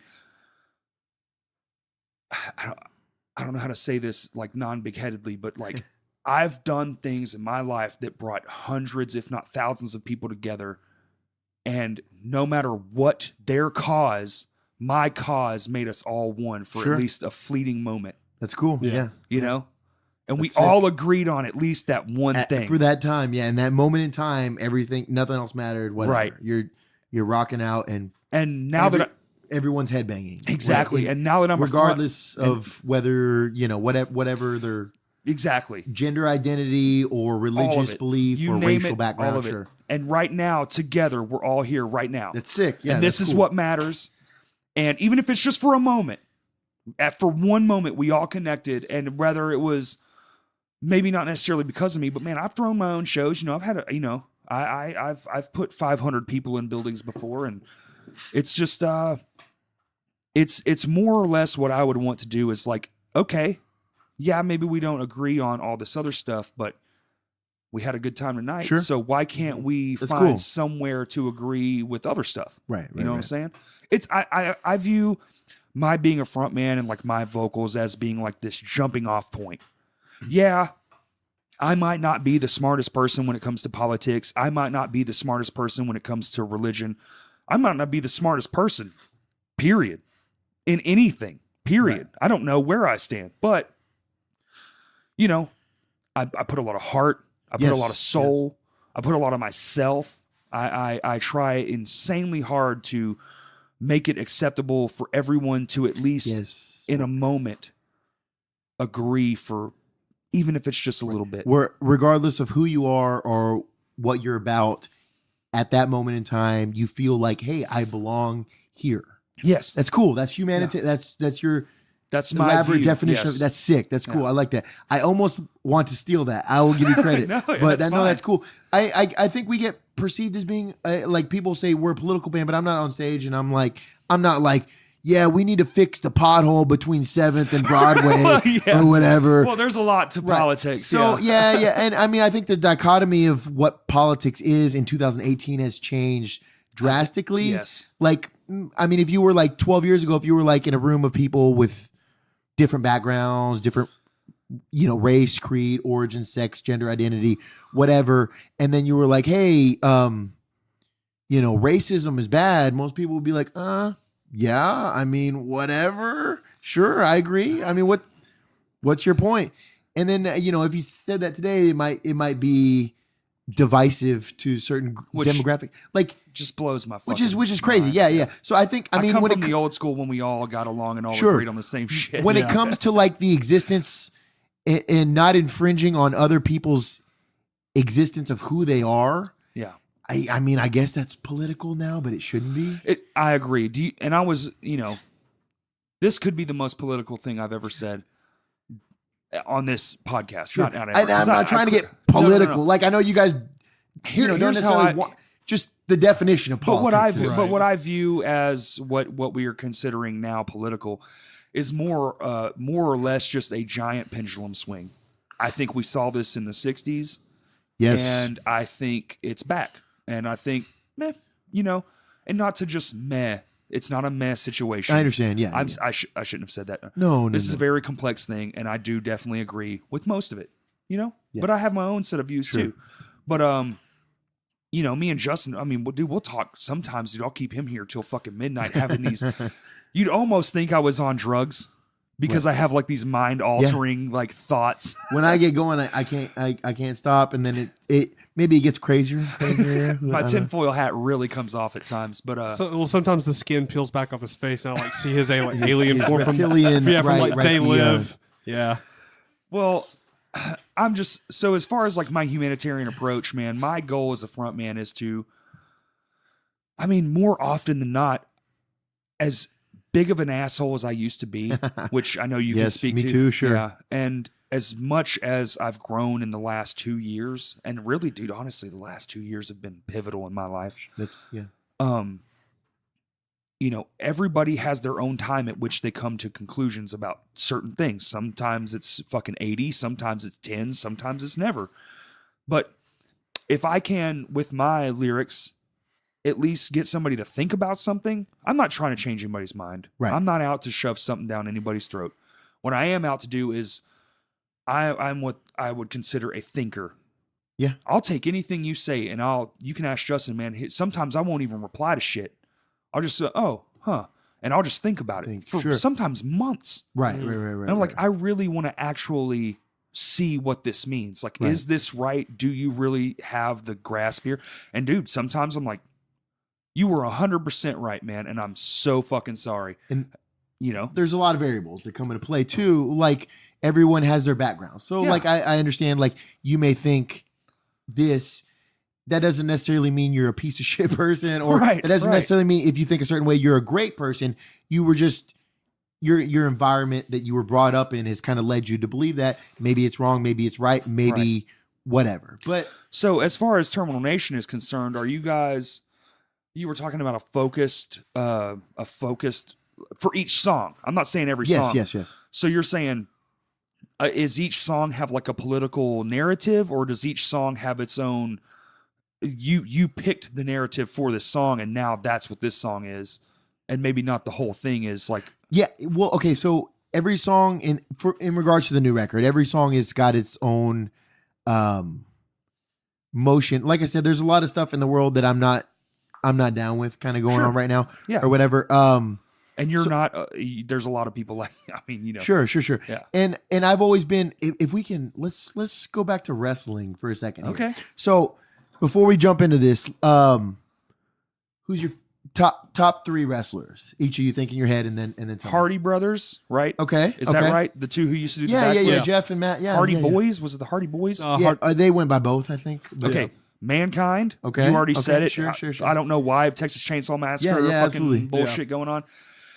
And a long, long time ago, I had all the friends. I was never like huge into wrestling, but when I would go to like their house, there was like that whole thing, and they had the Rock kind of does it, John Cena, all that stuff, the new stuff. But like back then, dude, the costumes. This is gonna sound corny to me, but Macho.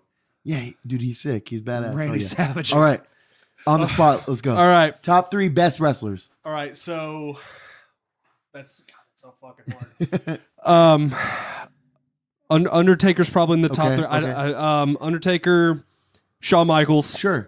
Oh yeah, Shawn Michaels. He was good. Oh, that's a good one. Okay. Surfer era Sting. Old okay. WCW Wild card out shit. there. Okay, so Honorable mention: Hacksaw Jim Duggan. ooh, okay. So, like, what you guys picked, I think. So if I were to ask the average Joe on the street, hey, who's your favorite? Who's the best wrestler, right? And they're gonna tell me this. It like from a technical standpoint, maybe the best best in ring wrestler might be like Kurt Angle, Eddie Guerrero, Right. whatever, Dean Malenko, like your guys who can technically go. I was just about to say Dean Malenko. But they may not be the most smooth talking dudes. Like if you ask your average Joe who's the best wrestler, they're gonna say Stone Cold, The Rock, John Rock Cena, is whatever. Guys that have over the top personalities, right? Right. They Or can- also they can- movie stars. Right. They have those They can- personalities. in wrestling, it's called cutting a promo when you're like talking backstage about Yeah. what you know. Okay. Like The Rock has his catchphrase is if you smell what The Rock is cooking, Stone Cold, that's the bottom line because Stone Cold said so. So those over the top personalities, the ability. So I'm a big wrestling fan. I said earlier, there's a lot of life lessons that can be learned in professional God, wrestling. absolutely, A dude. whole lot. So the ability to speak, the ability to talk, and like persuasion through your language is something that is like can be learned through professional wrestling. Like Stone Cold, is he the best technical in-ring wrestler? He's good, but he's not the best. No. Is The Rock the best technical in-ring wrestler of all Not time? even close. He's good, but he's not the best. But like his ability to captivate audiences with a microphone and his ability to talk and persuade people and gravitate everyone's attention. Like if he had a microphone, you weren't going to be like chit-chatting with your buddy if you're in person at a wrestling show. So the ability to speak, I think I got that from wrestling, from being a wrestling fan. Oh no, dude! So- Complete I'm like, showmanship. right. And no matter what I do, like in my life, whether it be a job interview, you know, if I'm talking to a promoter, whatever, like if you're able to captivate people with your words, I think you have an upper hand on whatever you're doing. Right. So, that being said, there's a lot of bands when I first started getting into hardcore, like Youth of Today, Gorilla Biscuits, Trial, that will even Rage Against the Machine Yeah. is an example of that, or Inside Out Between Songs, which is the band prior to Rage Against the Machine with Zach De La Rocha, that would talk in between songs. And like a part of me was like, yeah, this is corny. But at the same time, I'm like, everyone's just like listening. Everyone's just gravitating towards everything that he's saying. Just like a professional wrestler would be. I can pull your attention with my words or whatever. So like I kind of embodied that when I joined Termination. I was never like an outspoken person in any of my previous musical endeavors or anything like that. But with Termination, I guess I learned that I have a knack for speaking sometimes. I mean, sometimes with my ADD, I'll get to rambling and I'll lose my train of thought. But sometimes if I know that if I speak, people will listen. And so I'm like, well, shit, I have a band. People care about it. Like there's 2, I believe, that I know of people that are not in the band that have Terminal Nation tattoos. So like, Nice. I'm like, well, people care about it to that extent. Like maybe it's a disservice, the world that we live in today, if I'm just like, whatever about everything that matters. Yeah. So if people listen to me, and oftentimes it's younger people. I always tried when we first started Termination to play the MF metal shows. Oh yeah, Whatever, yeah, where it was man. just I miss that young fucking place, kids. dude. And I'm like, hey, I miss come out to shows, start bands, whatever. I actually want to get Jay on here. Yeah, that would Yeah, be good. that That would would be be great. That would be great. Good dude, good guy. Amazing. But I guess I learned like through wrestling and whatnot that, hey, if you listen and if you are maybe not entertaining is the word, but if you're Right. if you're captivating enough, people will listen. And so And that's important. when I talk on stage, I'm like, hey, if I'm just talking, I'm like, hey, how's everyone doing tonight? All right, drive safe. Well, thanks for checking us out. We got t-shirts in the back in between every song. If I can say something that matters, and then it's like I have songs that matter, but and I know a lot of bands that are like this. They pour their heart and soul into their lyrics, and then if you were to be like, hey, explain to me what the song is about, they would just shrivel up and like, oh, Right. I don't know. Yeah. I don't really want to get into it. And I didn't want to be that kind of person. So if I poured my heart and soul into these lyrics, I'm doing a disservice if I'm not actively speaking on what it's about, especially if this day and age, right now in this world, maybe there's people in this room who are dealing with that same exact thing. And it doesn't necessarily have to be political or whatever, but like if my lyrics are about depression, this song is about, hey, oh dude, trust we me. all have gone through experiences where we're in a dark place. Yeah. If you ever have problems like that, Yes. don't be afraid to speak out. There's nothing to be embarrassed Nothing. about, whatever. And if you go on and then you're like, wow, that dude really spoke to me about what I'm about, or, you know, whatever the case may be. And I don't know. I think you have a lot of power with your ability to speak, not only in songs, because in songs you might have lyrics and they're important to who you are and what you're about. But those, in the type of music we play, those lyrics aren't always legible, audible, Poetic. what's the word? Unable to understand. I don't know what Yeah. you're saying. It just sounds like Not a whole lot of coherent clarity. into your microphone. Coherent, yeah. But if I say, hey, this next song is about the Right. time where I broke my fucking hand and I did not have health insurance and I was stuck paying the bill for fucking 6 months of my life to try to work that off. And then there's somebody like, hey, I can relate to that. I have this going on in my life. I just got laid off. I literally have that broke same story. My hand. Okay, right. And then like you can, you know, your words are very powerful, I've noticed. Yeah. And so I've always tried to use them to the best of my ability. I want to promote my scene to be as open to everybody, regardless of who you are or what you're about. I mean, if you're about race, or religion, right. If you're about, okay, I want to open my scene to people, regardless of who you're about. And if you fit that same mold and you're okay with anyone, regardless of who you're about, then you are 100% welcome. Yes. So, and I want you to feel that way. Me too. So if you come out to one of our shows and you are transgender and you feel like you don't fucking fit in, well, I want to let you know on stage, like you mentioned earlier, the front man, all eyes are on you, whatever. Yeah. Well, for they better are. or for worse, I think if you're the band should be the whole thing, like you mentioned earlier with lining up it Right. in a line across stage. But people can't help to gravitate towards the person wielding the microphone. Because you have all the, I mean, the music only goes so far. It's like, that's why there's no like gold selling instrumental bands. Sure. Yeah, absolutely. The vocals add Absolutely. the heart. Right. You know, Right. you can play with all the heart you got. I drum with every ounce of heart I have. I'll fucking die up there. I have. You almost have. I have. I've leaped off my drum sets. You know, I've kicked them off into crowds. I've lost lots of money being a passionate player. That's good though. Yeah. It is. guess Also maybe the crash kind of- is broken. You work at Guitar Center, right? I do. You cut this dude deals when he breaks his shit. Oh, No, I'm just letting him know now. I found a crack in the crash. God damn it.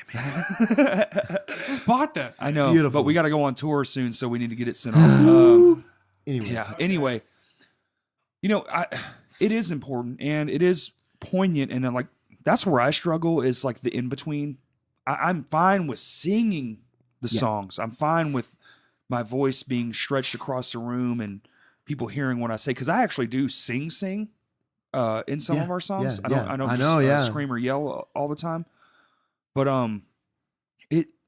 it's hard for me to be like, you know, hey, this song's about this, that, and the other, because ironically, even though I don't have stage fright, I don't have like a hard time talking. Like, I mean, I fucking started my own podcast. You have a great podcast voice, by the way. Thank you, man. I Thank wanted you. to tell you that before we started. But. I'm trying to hone it still. I noticed that I rush a little. I'm trying to calm the fuck down. Okay. Anyway, I do struggle sometimes on stage with like our song titles sometimes are goofy. Like we have one called "Snake in My Boots," which it's a reference from Toy Story. right. Grindcore bands. That's all they fucking. All the songs are like 5 sentences, and then the song's like 30 seconds long. But That's it. Yeah, first grindcore band I ever saw was actually downtown Little Rock at the. Was it Kill Whitney Dead? No, actually, it wasn't Kill Whitney Dead. It was in the Big and Tall store downtown that got closed down and then turned into a venue. Remember that? Oh God, who knows? Okay, Yeah, no. whatever. Okay. I was playing with my first band, and then Truth Farm was there, and there was a grindcore band in between the two. Nice. And that was the first time I was ever even knew that was a thing. Sure. It was like the first time I ever saw experimental noisecore was with Beloved in front of 15 people because the band before them. Because experimental noisecore bands play in front of only Yes. 15 people, but Yes. whatever. But Well, and Beloved, who was so fucking ahead of their time Sure. that the first time I saw them with the Running EP, there was 15 people. The next time I saw them was the last time they ever played in Little Rock, and Vino's was sold out. And that was only a year apart. nice. Yeah, yeah. But you know, I do have a hard time.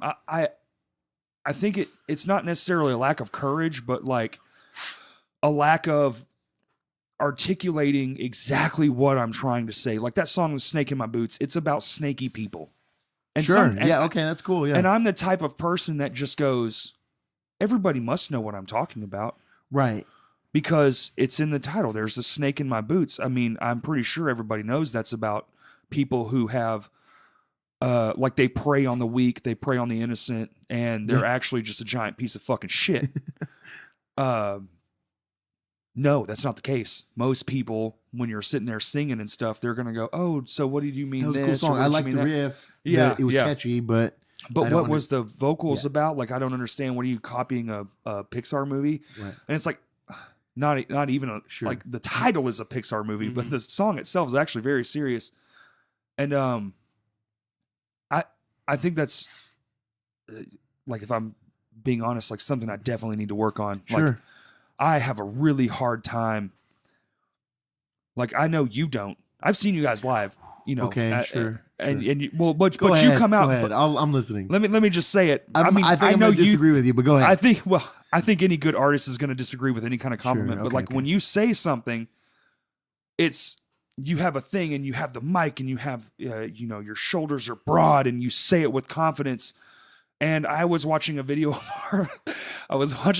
our last show, and I actually apologized before I said the thing I was supposed to say. I was like, "Hey, I'm sorry, but this, that, and the other." And I was like, "Why the fuck did I say I'm sorry?" Dude, that's cool though, because what I mentioned earlier about what I like about my vocal delivery in hardcore Yeah. is it's organic, it's real. So if you're like, hey, I'm on stage, oh, I'm sorry, but blah blah blah blah blah, Right. Like that's organic. You're not just like, hey guys, blah, So you blah, think instead of faking it, just being myself, people That's actually absolutely will be in fantastic. tune to Yes, it just yes. because I am being honest blah. about it? Yes, that's fantastic. Yes, That's why every time when we do that breaking scholars, usually when I say something really dumb or stupid or a joke, Yeah. because that's who I fucking am. Hey guys, I just had Taco Bell.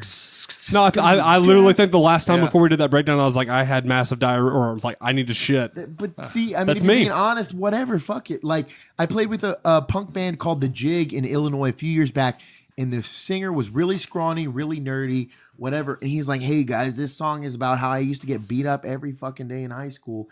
And then I went to metalcore shows to try to, like, because I felt like I didn't fit in, maybe I'll fit in there. And then I got beat up there too. And I was like, dude, I'm looking at this guy, I'm like, there's no way he's lying about this. Like, Right. this is really Yeah. shit that he experienced.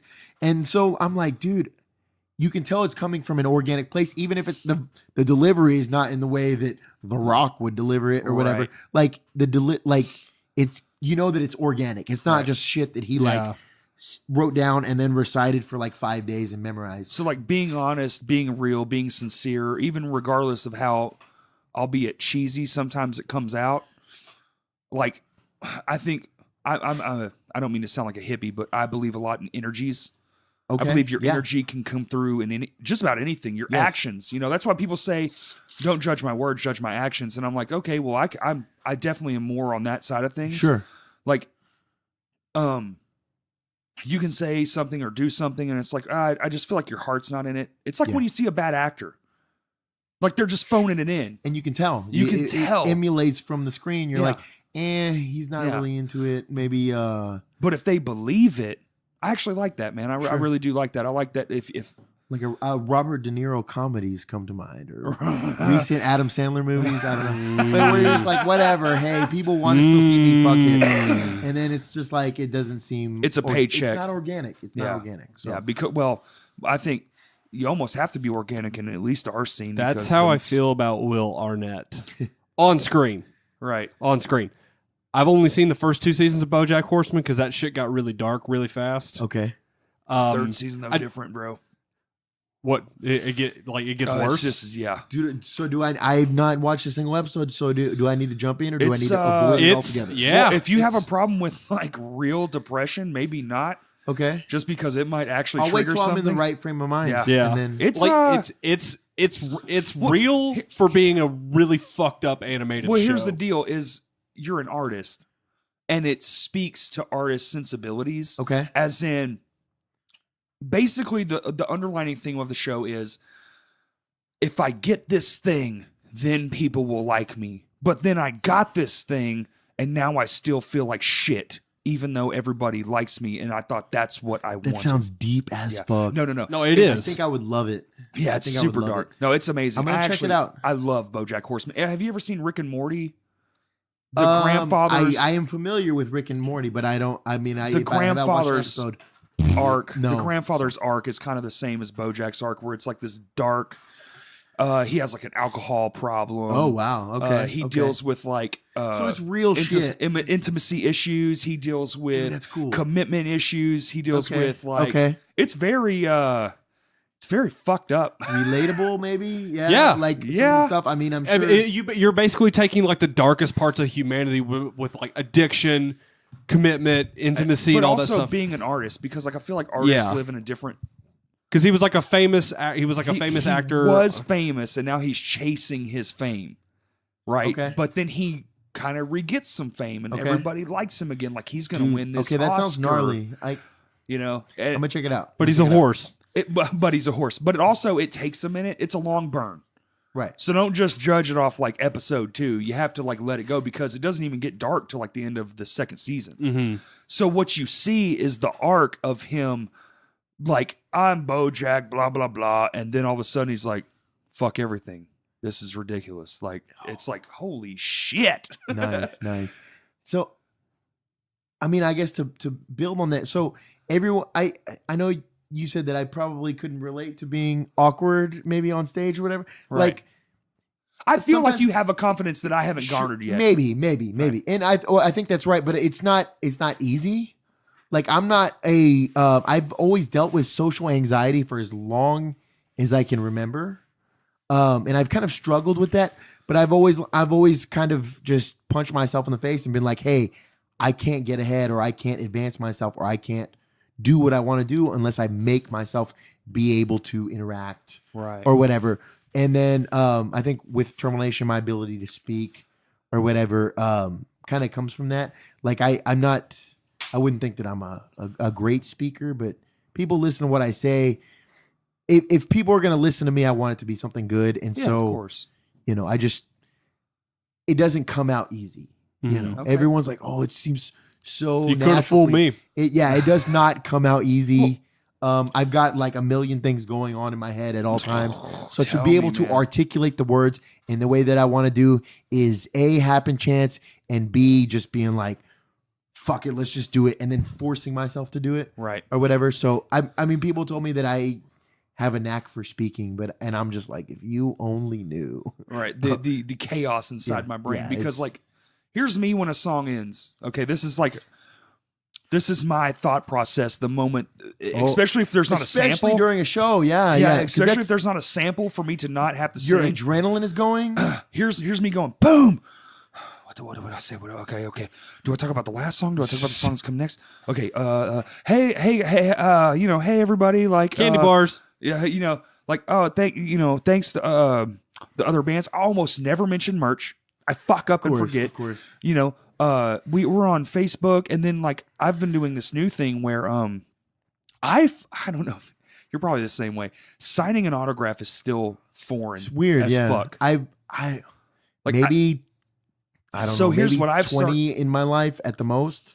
dude, I wish I Less, could say 20. Less. It's probably in the hundreds, but I've turned it around now. I was like, how do I get away from this phobia I have of signing my name to things that I think is weird? So what I've done is I went and got a book, and I have everybody else sign it. Like a guest book. So in the middle of our show, I hand it to just a random person. There's a pin inside of it, and I have on the page where the pin is That's a good move. the date and the show, and I'm That's a like, good here, move. pass this around. Yo, When but it gets done, if I can trust you, like, can you bring this back to me? Have everybody sign it. That's sick because it's like, hey, we're on an equal playing field here. Yes. The crowd, the band on stage, we're one. We're one. We're one of the show. We wouldn't be here without you. Yep. You wouldn't be here without us. So like, but I even say, like, if you think we're good, like, you know, say, hey, you guys are working awesome. class music. That's but what's up. if you think we're shit, you know, say that too. Like, don't just not sign it. Like, tell me what you think. Like, I want to be. This band was cool. This band sucked. Whatever. Yeah. Like, you guys need X. Too many lights. Gets rid of some of the lights. Like, you know, if you have a critique, tell me. Like, and it's not that I'm going to take it to heart. It's more just, you know, you have an equal say. Yeah, you have an equal That's say. Sick. That's cool. That's cool. kind of the whole Humanitarian. embodiment. There we go. To quote an old ass band that was awesome. There you The go. whole embodiment of God. Lame I Johnny. want to go listen to Pendulum right now. The whole embodiment of Lame Johnny is, while we're on stage, we're all one. One Nice. for That's all, cool. all That's for cool. one. Kind of very Three Musketeer. Sure. You know, Robin Hood. That's cool though. It's like at the end of Jerry Springer when he would say, "What it was it? Love yourself and one another." or something? Yep, that's Was it. But this was after like people were throwing chairs and kicking Yeah. each other in the face and stuff, and he was definitely like poking the bear the entire Oh, yeah. time and egging people on to fight their ex-boyfriend or whatever. shit. Who's a midget in a bear costume or whatever. And he was definitely like throwing gasoline on the fire for an hour or hour and a half, however long. Daytime DV. He was throwing gasoline for an hour. Yeah. And then, I'm sure it's all scripted, I know, but like, and then at the end, take care of yourself and one another. It's like, motherfucker, you just caused all the chaos that just happened for the last hour. But straight up, I appreciate it. You ruined 9 families. Jerry Springer, I think, was the mixture of like Mr. Rogers at the end. Okay, With okay. I Gigi, like where this is with going. Gigi Allen. Oh, shit. Think about it. I mean, he's well dressed man.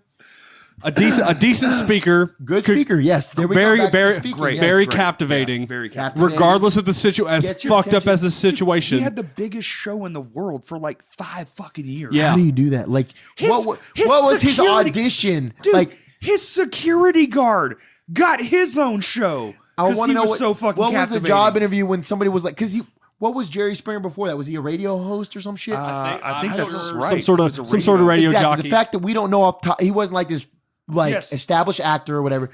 Just like, what was his job interview like? Hey, we have this show where we're gonna get you to destroy families and fight people, and then make sure that all the people on your show are never hired at a job again or whatever. So, are you in? And like, he's like, I can do it. Respect yourself and one another or whatever. That's and it. like, That's what he said. yes. Bro, as he's like walking out of the interview, he was just like, "Oh, he's like, just a thought, real quick. What if at the end I try to leave like on a moment of hope, like There you fuck your family, fuck your job, fuck all this shit, Fuck your kids, fuck your school. Hey guys, you know, I know we've had some rough times this past hour, but like, you know, be good to one another. Well, okay. So at Terminal Nation shows, shit gets kind of rowdy and sometimes people get hurt.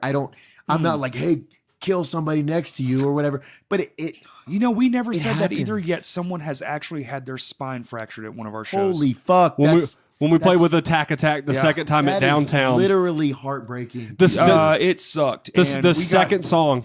the second song we played, a girl was crowd surfing and she fell, and somebody oh my God. somebody was Moshing. moshing, I guess. Yeah. Like, you don't really dance to our music, but it was kind of like immediate, like an in between, and stomped right in her back. Fuck that. Oh yeah, dude. dude. That's so She had sad. to get dude. We didn't even know what happened. She tweeted from the ambulance, "Had a great time." Blah blah blah. And we're like, No. oh my Oh my God, are you God. okay? Please tell us that you're fine. She was like, oh, it's just a small fracture. Blah Oh, blah shit. She probably didn't know at the time that it was that bad. Or, blah. I don't know. No, dude, she was out. Like she Okay. was down for the count. She didn't. She couldn't even like. She had to be stretchered out. That's fucked Yeah. up, man. We That didn't even know sucks. until the show was That. over. I'm sure that just. Yeah, it hurts. sucked. I'm It sure sucked. that hurts. It sucked. I mean, it's a badass story to tell, but like still, like in the back of well, your like mind, she you're has just a kid now. She's fine now. Well, that's She has good, 2 kids Johnny. now. That's Yeah, amazing. yeah. Well, shout out. yeah, What's her name? Shout out Do to we say- Star. do we say that's no? it. Star. Star. Okay, shout out. That's how You we are know her. Amazing. Yeah. Incredible. Okay. I mean, But holy yeah. fuck. Yeah, I mean, sometimes I feel like I'm the Jerry Springer because people will just be like, "Yeah, I just got my nose broken at your show," That is and a I'm like, fucking "Hey." great example of a Terminal Nation show. It's like watching Jerry Springer live. And then at the end, I'm like, "Hey, take care of yourself. Respect one another. I don't give a fuck what you're about, who you are, where you come from, what you identify as, what you worship. You are one here." And then everyone's just broken and bloody and hurt and Right. whatever. I mean, like I don't egg that shit on. It's cool. I mean, I guess that goes with the territory. It does. Yeah. I'm not like, hey, go out there and smash people because I think that shit's fucking corny as hell. Right, but you know, there's got to be at least a few of your fans who are like, "This week sucked. This month sucked." Right. And go Terminal Nation's playing tonight. I'm gonna go get out all these fucking go demons. take it out in Like, the pit, but yeah, don't take it out on on individual people. Mhm. Yes. I mean, I get, Absolutely. I do get that accidents happen. Sure. You back, know, back to the internet age. These people like, hey, I went to one hardcore show. It looked cool. I'm gonna look up hardcore insane pits on the internet, and they just see people getting crowd killed and clobbered and just destroyed, and then they're like, that's what I'm gonna do next time. And I'm like, Yes. God damn it, don't know. You're going down the wrong road. Yeah. This is not what we're about. That's not what I'm about. I don't know. And I think a lot of the younger kids see that and they're like, oh, because they come in the age of the internet. So if they want to go and type in most extreme Yes. mosh pit, Yes. they can do that. And they just see all this crazy shit and they're like, that's me next show. And I'm like, dude, that's not the way to do it. We look out for one another. Yeah. Yeah. So I mean, there's like the armbar thing where you like stick your hand Sure. out. There's like a respectful culture. Well, The- if the the quick person's shoulder not tap, a piece you're of a little shit, close, the shoulder back tap, up, hey, sure. please, no. Or there's also the guys, and there wasn't a lot of these in the beginning, but people who would look out for like women and children. Yes, like yes. Used to, they would just get hit too. right. Or if there's somebody small that is standing and these people, if they're standing by the pit because they have absolutely no idea what's about to happen, Yes. look out for them. You don't Yes. necessarily have to be a fucking dick and drop No. kick them. No. Like you do not have to do that. That shit is at the not very least, that tell shit- them. that shit has never been cool. Hardcore, in my opinion, and maybe somebody might want to argue with me and I would love to argue back with you, but hardcore is about looking out for one another and having each other's back. So if you're out there to fucking, I can't wait to fucking Crowd smash kill. somebody's head tonight, Yeah. you're a fucking piece of shit. I think so too, Dude, man. thank you for Whatever. backing that sentiment Well, because Corey and I have always thought crowd killing was stupid. Oh, if you would ask me 10 years ago, I was that guy. Yeah, So, right. I mean, I can say from experience, I mean, But I don't age plays a lot in it, and you Sure. know what? Also, so I grew out of that phase after. but you had kids too, man. Right, That right. has to change a lot. I of your grew out of that perspective. phase before I had the kids, but Right. even still, like just growing and getting older and being like, hey, if this person gets punched in the head, they will probably not come out to the next show Yes. that a band from Washington is coming through on tour and they had 12 people come out and they're like, hey, why is nobody at the show? You're like, well, at the last show, we just went and randomly kicked people Yes. and like punched people in the face and broke this dude's nose and threw this guy into the wall or whatever. And then they're like, oh, okay. And then it sucks. Like Yeah. nobody wants to be involved in that. No. or whatever. Right. I mean, there's people that do, but you're fucking whack. Well, If- it's minute though. It's not Right. enough to carry Right. a whole scene. and I've seen people who are like, oh no, if I'm in the pit and you're going to punch me and kick me in the face, that's cool. Well, shout out to you, tough guy, but not everybody's like that. I don't want to get fucking kicked in the face in the pit. Maybe No. 10 years ago, I'd been like, fuck it, it happens. But like, shit happens in the pit. It's aggressive music by nature, but right, and shit does happen. We can't rule that all out and be like, hey, just stand there. if you're going in there with malicious intent, you're Yeah. not the, hey, I'm going to have a good time, Whack. whatever. Yeah. Well, then it's all the wrong reasons, and you don't belong there anyway. You know, It We're all- contradicts everything that it's about. Yes, and we're all trying to help everyone. I feel like for the first time, and not ever, I feel like in the early 90s it was this way. Everybody was helping everybody, but it got lost. Something didn't get passed down, you know? Like the generations lost something. Sure. I want to say the internet was a big influence on I that. think it was too, man. I remember being in 2008, 7, 8, 6 maybe, and going online and being like craziest pit. And it would be like this big wall of death. I'm like, no, that's not what I'm looking for. Right. I'm looking for like the karate, kicking, fighting, moshing, Yes. hardcore, craziest hardcore dancing pit. And like these guerrilla warfare videos would pop up and they'd be like little small segments and they're just like kicking people in the head. And Yeah. like, and I'm like, this is fucking badass, dude. And I'm like, but when you're younger, you want like, if you find something you like, you want to seek out the most insane, crazy, extreme version of that. And I get that. Like, you're like, oh, hardcore has appealed to me. I like seeing people take out their aggression. That's cool. I like doing that. How far does it go? Yes. And then The rabbit hole just and well, keeps here's the problem extending. with a fucking 10-minute video though, is that there's no context. Yeah. Everybody in that room was in agreement because that whole maybe, show sure. more than likely was Right. probably billed for this. All the bands were the same, but And they all know each other, maybe, exactly, maybe, or because if a they lot of that didn't- shit, dude. Here's what whatever. a lot That of 10-minute video doesn't encapsulate that person going to the ER and having their Yes. teeth taken out. and Or then how their about jaw this? Wired shut. I used to do rock stock when that shit first started coming around. Was yeah. the first sight Was of it it in always this in state. Bryant? Yes. Yeah. And homeboy broke his arm on somebody's head. They didn't see that. You know how much money that fucking cost that guy? Unbelievable. Yeah, and Tens of thousands. Yeah. especially back then. Sure. And damn, no, he didn't have fucking health insurance. And we were all fresh out of high school. The first one that I ever did was our graduation. Like that was our version of a graduation party. Right. Like we're out of fucking high school, dude. Yeah. We can do what we want. That's a good story to. Let's yeah. all fucking have a big ass concert. And the second one is Was it when always at the park? always. That's sick. And the last year we did it big, man. And we had a skate park, we had vendors, we had There's a Rockstock video out there that's like 8 seconds long of me moshing. Yeah. I think Tristan Betrayal was Yep, playing. you're right. I've And seen it's it. on YouTube. Yep. It's like this was in that era where YouTube started becoming a thing or coming to relevance. So one of those relics from the past was captured on YouTube. I actually remember it. There was that, and there was the X's taped on the floor. On the floor. Yeah, on Yep. the concrete slab. Yeah. Yep. Yeah. I remember. We're only one of two people that ever used that stage as an actual concert That's stage wild. in the whole city. That's wild. Now it's a birthday spot you can rent. You can no longer throw concerts there. Interesting. Who knew that somebody's arm was just shattered and like whatever? They're Little Reagan's blowing out her birthday candles. Her cousin 10 years ago broke her arm on some dude's head. Yeah. It's good, man. And I've always tried to.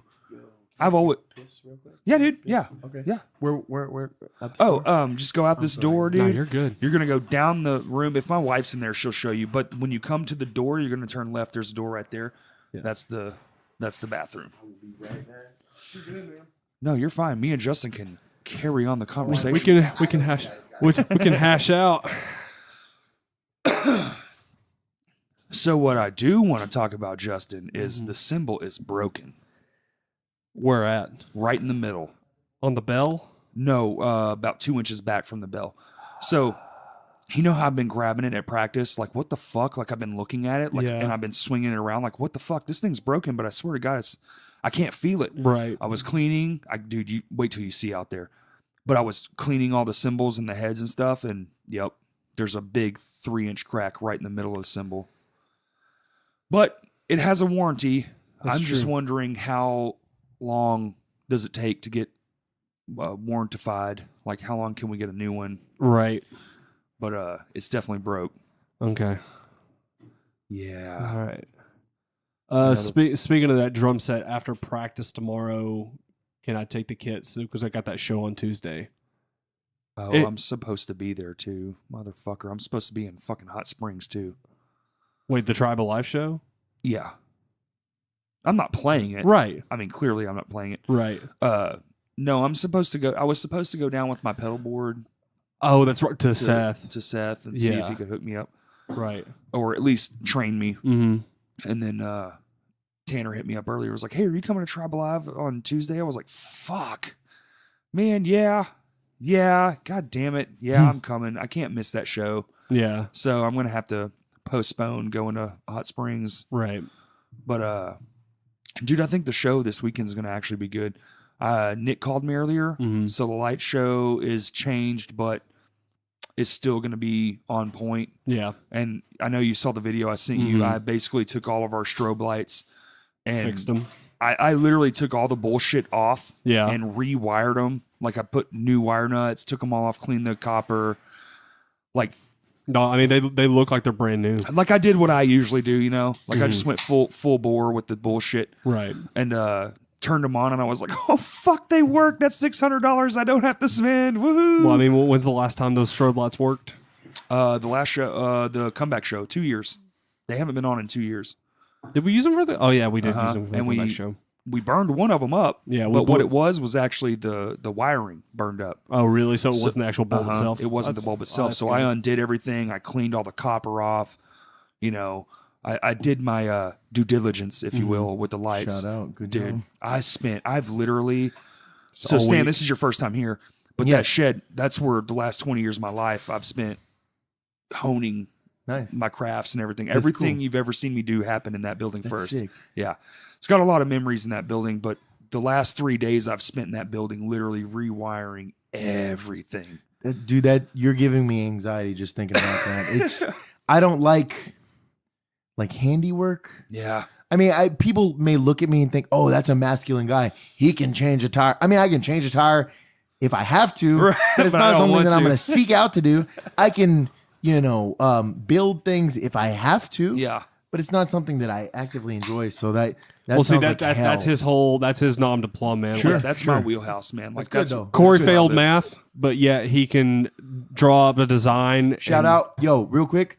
Fuck math. Who have you used math since? Dude, since I'm a high school? tile installer. It's all I do. Math is whack. Remember when the high school teachers would be like, "Yo, I'm sorry, man, but fuck math." Dude, he serves coffee. Fuck him. Okay. So I'm just remember kidding. when teachers were like, "Yeah, you better learn math and how to do math because Nah, dude. it's not like you're just gonna have a calculator in your pocket everywhere you go." Bitch, it's 2008. They were wrong. I got a motherfucking calculator Hold in on, my pocket. hold on. I do have a story. Not only that, but I have right. a scientific calculator in my pocket. Right. I can turn it sideways and it becomes more than a Well, if you go, What? yeah, dude, if you turn it Oh, do sideways. you have an iPhone? Yeah. Yeah. Yo, shout out iPhone, new sponsor. Fuck yeah. Yo, Apple, give me them Duggets. So motherfucker. you turn it sideways and more button. What the fuck? You didn't know that? Holy shit. It becomes an actual Yo, graphic I have calculator. my horizontal. I have my Oh, my you vertical lock. You have it locked? Oh, no. Oh my god. Oh, this dude, it's changes everything. Yeah. Holy fuck. Y'all. My dude is not playing. If you turn your iPhone sideways and you open up the calculator app, it looks like a computer keyboard. What? Yo, I don't know what any of these buttons do. No, fuck no. I don't There's either. like- Sine, cosine, there's tangent, all words. that shit. So yeah. I'm like, yeah. So When anyway, they started throwing words Hey, in math, I was here's out. what's crazy. Justin's mom is a math teacher. my mom taught okay. math for 30 years. No, I- no, that's you. why I got the middle finger. Hey, For listen, all you, hey, this is an audio podcast. She doesn't even There- use math. Okay.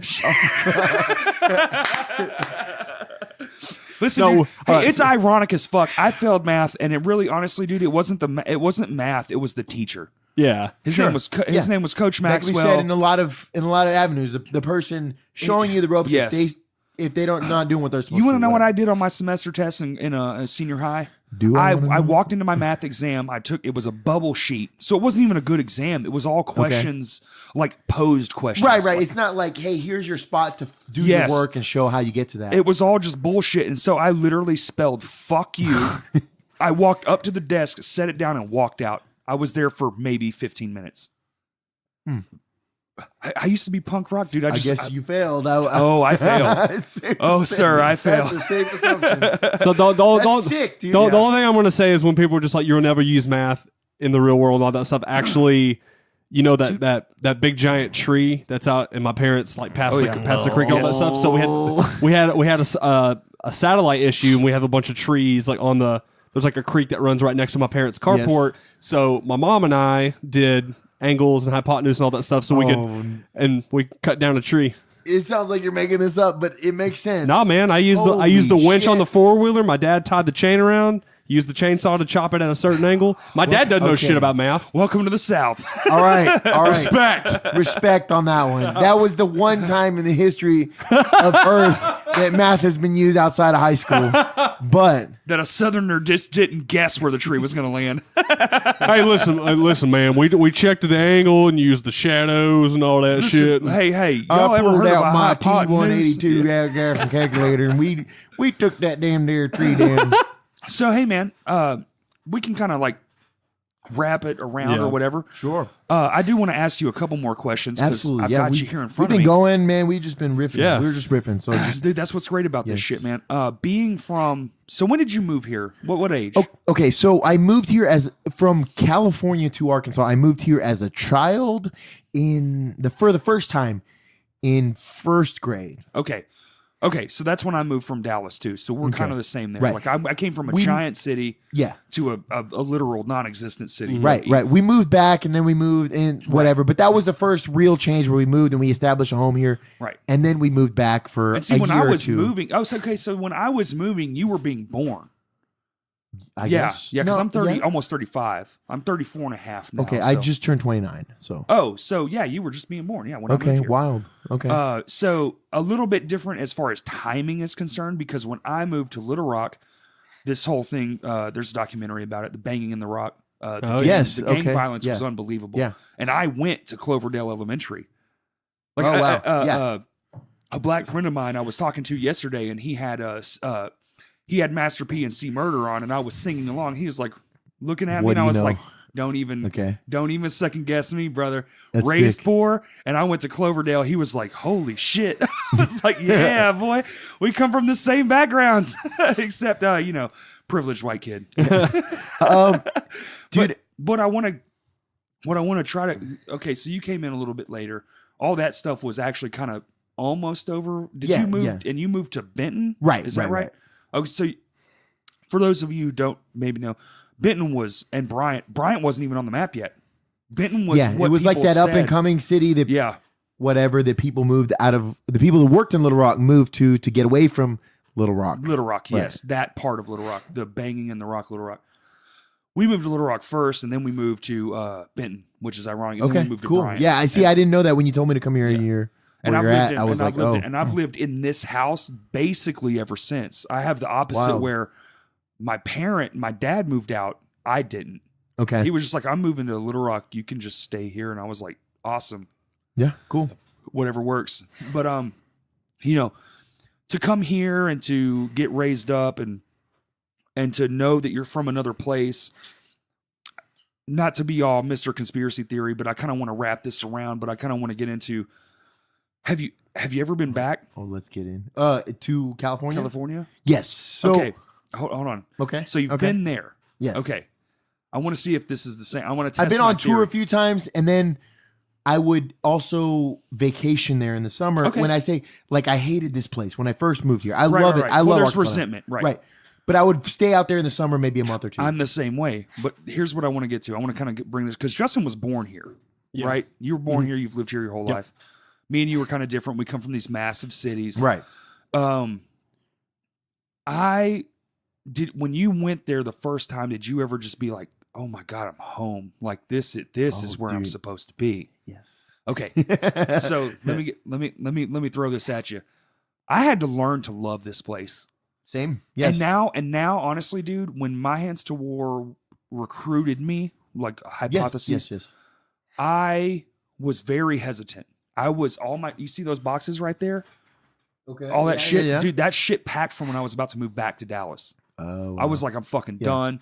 And it's still packed. And when was it? Oh, when was this? 2008, 2009. Yeah. Okay. I had my now wife, then girlfriend already. So yeah, 08. I think late 08 was probably a better determination. They recruit me, and I had to like, dude, I can't imagine living anywhere else. Like I'm actually in the market for land right now, and like I'm going to live here. I have friends all over the country. I have friends in California. I have friends in Nashville. I have friends in New York. I have friends in Florida. All the big cities. My whole family lives in Dallas, and that's why I was going to move there. My grandmother was like, "Yeah, sure." She has a 2-story fucking house. Only one person lives there. Come live with me. You know, all I got to do is pay for my own food. Sure. She had connections to jobs. It was just like no brainer, right? Right. Cake. Just whatever. Cake. Yeah. Just show up and everything's fine. Sweet. Right? And every time I go there, I'm like, I'm home. I'm home. You know what I think that is, man? I think I had to learn to love this place and like readjust my thinking. When you're like, when my mom was like pregnant with me, I feel like I was born in Dallas. My brain and the energies were all in that place. So when I go there, there's something attached to that is almost innate. Almost primal, if you will. Like I go there and I'm like, oh, this is my, like people say, fuck Dallas. And I'm like, The fuck? Right. It's like a personal insult. Yeah, like right. what the fuck? They're like, you don't live there. You barely lived there. You were a kid. I'm like, yeah, but when I go there, I have a great fucking time. Yeah. And I feel at home. So part of me is like, because, I feel like, and not without just cause, but I feel like a lot of times Arkansas gets a bad rap. I feel like we're the most middle state there's ever been. And we were the 25th state ratified into the nation. Right. I'm a bit of a history guy too, but I can tell. Nerd.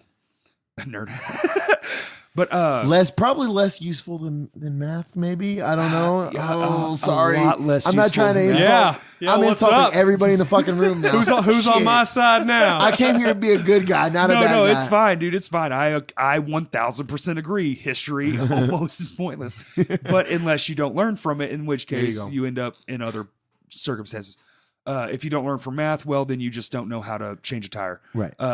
It's on 6th. What does that mean, Billy?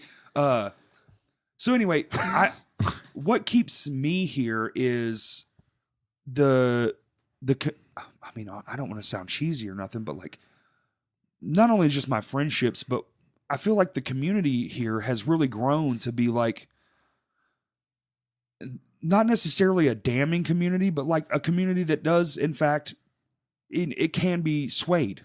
Like, I know there's people here that don't have certain opinions of certain things. Sure. I'm not trying to like, oh, we're the best state in the fucking union and Of blah, course, blah, of blah. course. What I'm trying to say is that I feel like there's worse places you could be. Oh, yeah. You know what I'm saying?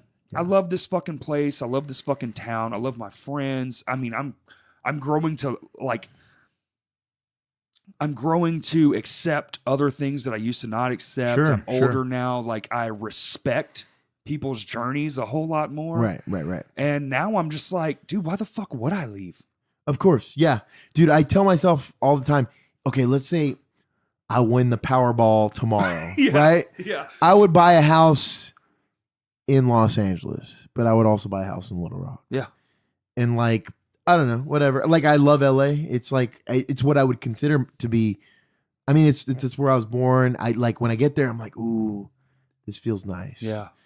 And then, I know that feeling. right. But then after I'm there for a week, I'm like, let me go back home or whatever, I've come to love Little Rock. I think it's small as far in regards to our music community. It's small, but like, everybody kind of knows each other. It's come a long way, man. Right. It's come a long way. It's evolved. We're so small to where, I mean, we can be on a first name basis with pretty much almost anybody in the room. Just about everybody. Yeah. And then like, if I say something on stage that has legitimately upset people, if I talk about an issue, and I will even use the exact example. I've talked about an issue about police brutality. Right. And then there was somebody in the room that was like, hey, every time you guys play that song, I walk outside of the room because I can't hear that. My dad is a cop. My brother's a cop. They put their life on the line every day. We can talk, and I'm not going to be like, man, fuck what you're saying. Fuck what you're about and whatever. Like, I'm like, I understand. I can understand where you're coming from, and we can meet at a middle ground. I can get off my chest what I need to do. You can get off your chest what you need to, what you need to say. Right. And, whether I'm not trying to persuade your opinion, but I want you to see where I'm coming from. He's not trying to persuade my opinion. Right. We can see where we're coming from. There's a lot of places where that might not happen. Yeah. Little Rock is a place where it's small enough. Everyone we can almost be like brothers and sisters in the room. If somebody has a legitimate animosity or beef or has taken offense to what I've done, what they've done, whatever, I can address that with that person. Boom, we go on to being brothers and sisters within the music community. And we don't have to hate each other just because of those two things either. I feel like that happens a lot too here, man. I feel like used to, it was just fuck. If you don't like it, fuck you, right? Because you know what? We had it good there for a little bit. You know what I'm saying? Dude, yes. When We you're got a little- spoiled, you can we got spoiled. get crazy. You can whatever. When you're spoiled and you're getting good show this week, good show next week, good show next week, good show next week, you can do stupid shit like, well, maybe not you can do, but You might do Yeah. stupid shit like run and drop kick 5 people in the crowd because fuck them. If those 5 people don't ever come back, fuck them. There's 5 still more will 100 take their people in the place. room, right? Yeah. Whatever. Or you can do stupid shit like, well, maybe not necessarily stupid shit. Or I can pass on this show because there's a good show that's coming next week. That's it. I can pass on this show because there's a good show coming next week. And then you keep passing on those shows. You keep doing stupid shit and like stopping people from coming to shows. And then those good shows are fewer and more far between. And then 8 years later, we're where we were 5 years ago. Right. We're struggling. It's like, hey, can we get something? You know, Anyone? Right. Hey, dude, I couldn't even get like my best friends. I'll give you a fucking ticket. Like, please just show the fuck up. Right. And then it's like, or nah. even bands to come through. It's like, okay, well, the shows in Little Rock were badass, and then after a year, well, they were cool, but a lot of people didn't come out that should have came out because we got good shows all the time. They got spoiled and they got complacent, and they're like, band's cool, but I'll just go to the show next week, or I'll go to the show in 2 weeks. And then things like Netflix came around. And then things like Netflix came around, and things like YouTube. If you want to see that band, well, I can just watch their set. That's it. On YouTube, and then whatever. And then you get complacent, and then your scene suffers. You know, if you legitimately care about something, you should legitimately support to the best of your ability. I think so too, man. And Little Rock has it at this point in time, right now, the timeline that we're in, is doing a great job. It's being magical right now. There is something in the air to be, poetic about it. There is definitely something going on, and even with the downfall, it was kind of hard to put your finger on. It was like a multitude of things. Oh, of course. And now the return. I used to tell people like Little Rock, Arkansas is the best kept unknown perfect place to play. You're absolutely right. You are spot on. Every band that came through here was like, oh my God, this was the best. And oh man, why don't more people play here and this and that? And then the year started where, I'm working a show, and one of mine, Justin's favorite bands, Every Time I Die, Keith Buckley comes around. And he's like, sick. Well, and then he's saying things Great like, band. fuck this place, I'll never play here again. Okay. Like, oh yeah. All right, Keith, let's talk. Well, here's the deal. They never have. They played Fayetteville, but they never came back to Little Rock, and they haven't since. Dude, when was the last time they played Little Rock? That night, 2011. That night, I was there. 2011, Dreading Sundown. Oh no! I was at that show. This was after that. This was it. Village? This was at the Village. This It was was the Village. Hey, dude, Yo, Keith, let's talk. I Yeah. know you're listening, Keith. Yeah, it's come on. Every Time I Die, Cancer Bats, Norma Jean. Yep. Damn. Dude, Okay. hey, but Oh my God, I was the asshole. I was like, yo, that's a fucking good show, but I'll go. To You the know next how many, one. dude? I was okay, the asshole. So That building Keith, was okay, I'm to blame. That building was a 720 cap, I do believe. I mean, I worked The there for Village? 4 years. I should know that. Sure. 50 people. Oh no, that's embarrassing. There was no way. That's all of fucking them, embarrassing. all of them at one point were on stage. Keith No, was not that show. You're talking about the Take Action tour with like the Bled and From First to Last. Keith was so pissed that he came out. I was there though. He came out in his pajamas and ate a That's box of embarrassing. cereal instead of singing. Oh some of God, the I heard songs. about this. Yeah, I was there. Yeah, that was Shay a was there. I dry know show. Shay was there. Yo, but the people that were there, they put on. They The did, people they went did. up Hey. the fuck off. I was there. Okay, But I remember now. When you're in a 700 And then- cap room yo, with 50 people, Was this the show where he's like, "Fuck it, everyone just come on stage"? That's And it. literally everyone in the room Literally came on everyone, stage, yeah. and there was still room. that was it. It was Yeah, 50 that's- people. That Yep. sucks. And that stage was a 24 by 30. And It was big. That's a band that ages like Every Time I Die. Fine Is a band wine. that ages like right. Ugh. So if they came, I feel like now Now, would be yo Keith, if you're listening, my dude. City's Brian Emery just had legendary shows Sure, here. Yes. At Vino's, dude, it would fucking sell out. Oh I my feel God. like. Oh yeah. I'll break out of Mosh retirement. Was it Fayetteville where they played? It was Terror. Was that No, like we 3 or 4 years ago? No, we I'm played thinking with of them. Memphis. You're It thinking might of have been Memphis at the Memphis. High Tone. We played with That's what you're them thinking. in Fayetteville. It was us. I can't remember the second band, and I then know I almost drove to the Fayetteville. Overseer. It was Overseer. maybe 3 or 4 years ago. Yeah. Yeah. Yep. 6. It was that long ago now? It was 2 weeks after X Lives came out, and X Lives came out in March You're right. of 2012. Oh shit. You are absolutely. Yeah, I remember the At the flyer Stone with the Pony. riot. Mhm. That's it. Yeah. Yep. I almost drove to that show. I got off work at 4. I was like, okay, Fayetteville, 3, 4. Right. I could maybe do That it. is tough. Yeah. It was a tough drive. It was tough for us too. Yeah. We got there early. There's a place called the Stone Pony, and That place was legit. but I got R.I.P. the best compliment. I got the best compliment of my whole entire life from that show. So. Oh shit! From we, what- you Keith- can't leave us. Let's Keith hear this. Buckley himself, next to Legs Legger, quite possibly one of the fucking most just drummers, man. Yeah, juggernaut. He's so, and it's not that he's like the most technical, but every note he fucking hits, he hits. Dude, he You know what I'm hits saying? hard. He hits Solid. so fucking solid and so fucking right and so on point. They were sitting outside and we had just got done and they had just got done. And there's two stories from that night. One, I thought Andy Williams was going to actually kill me. Okay, And he's the wrestler. he's the wrestler. Yeah, the He's the guitarist. guitar player. Yeah. So they play with actual good amps. They play with orange, with tubes, Sure, $3,000 Of rocker course, of course. verbs. Yeah. Well, I'm the stupid motherfucker no. that thought it'd be a good Oh, idea to spit no. water on a turned on tube head. Okay. So I spit. Not your best move. Hey it Keith, if goes- you're still listening, sorry. Yeah, dude. It starts sizzling. I can hear it over the music. Oh no, that's I can hear it over the monitors. I'm like, while you're playing yes. in the middle of the song, Oh my god. I'm and you're just like, dude. In my head, I would be like, holy No, shit! listen, I'm hey- planning out the rest of my life. How? Yeah, dude. I'm literally frightened. I'm frightened because I know whose amp it That's a is. scary dude. What? Oh. He's 7 feet tall. And like, Oh, dude, he's taller than me, so he's like 6'5" or some Yeah. shit. He's a very menacing man. he's and- closer to 300 than he is to 200. He's not- Right. And Yeah. and I'm walking up, and we're done playing, and he shakes my hand. He goes, "Hey, good job, man." He does not sound like you would think he does.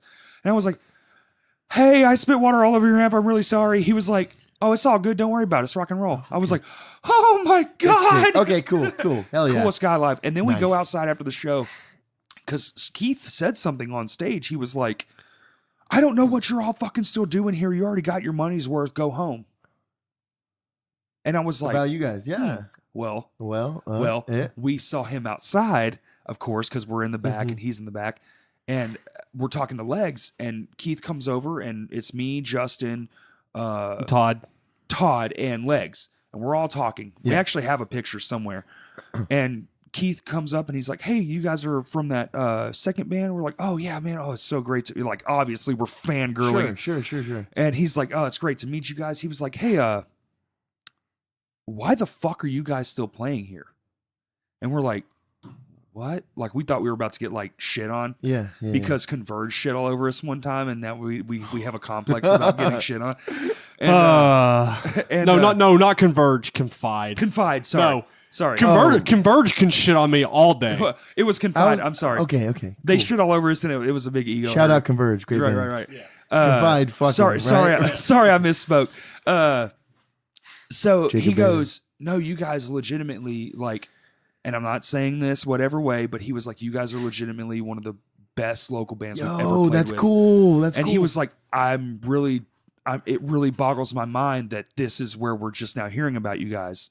what? And I was like, what the fuck? Yo, and that's cool with the longevity Yeah. and like, Dude, they think about how many local the bands Keith Buckley has played with. consistently solid shit. It's not like they had one album that was good like 15 years ago and then they're Right. putting out shitty albums. Right. Dude, they're just consistently on fucking fire. Dude, the and, last like, album was unreal. Low Teens is already Every my album favorite. is great that they put Yeah. out. Every album, and it's unreal how a band can be that consistently good Dude. for that long, Mm-hmm. and then their live show, fucking phenomenal. I Like, love they're it. on another. They're Yeah. like they're in their own on their own playing field. I really for sure. think that like, and I don't mean to like, amongst our peers, even if you talk about your peers where you have like these subsect of like other genre, like sure, yeah, slash bands or whatever, or hardcore bands or dancey bands, or mine and Justin's, what would be like the Under Oaths and the Chariots of the Right. world. I feel like that band is like the Led Zeppelin of Yeah. the now.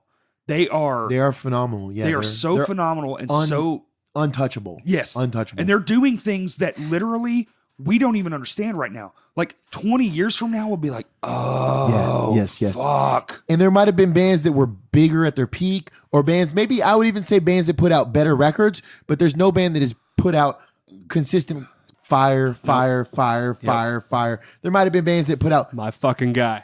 a good album, a really good album, and then weak shit, weak shit, weak shit, And then a really good album, and then they're weak still shit. touring on Right. it, right? And they're still touring on it. Whatever. This band is just like, it's refreshing. Everything they do, it's fire. Dude, everything. And it seems like they don't have any shortage of badassery. It's like every time I think, I even told Justin, I'm pretty good at this. I have predicted 4 of our favorite bands' demises. Oh no! And every time I die, I predicted like 2.5, 3 years ago. I was like, dude, this is it. This is it, man. They're done. But you were wrong. I was Yeah. wrong as fuck. Oh, yeah. Thank God. No, and then Keith Buckley too has like transcended. Like he's back to wrestling. He's become that pivotal main event top, like that figure. Like he's become like an He's the advocate Stone on Cold. speaking about this. Like people look up to him, and when he plays Warped Tour, people just gravitate. Bands, young bands come up to him and they're like, "Hey, listen to my shit." Like he is like the guy. He's almost prophetic. Like not pathetic, Sure, yeah. prophetic. Like that man has such a way with words. And Keith, such if a you're way listening, and such a way of V knows we'd love to have you. conveying intent. I'll book it tomorrow. Oh, dude, you tell me. I will lose my ass, but I will book it. No, we'll take care of you for real. You give me tickets, I'll sell them for you. Yo, let's do it. Let's do it. You Keith, get every time I my die dude. back in Central Arkansas. I'm tweeting him. I will tweet him after as soon as we Oh, dude, hang up the podcast. let's fucking wrap this thing up whole. Justin, we'll go around the table.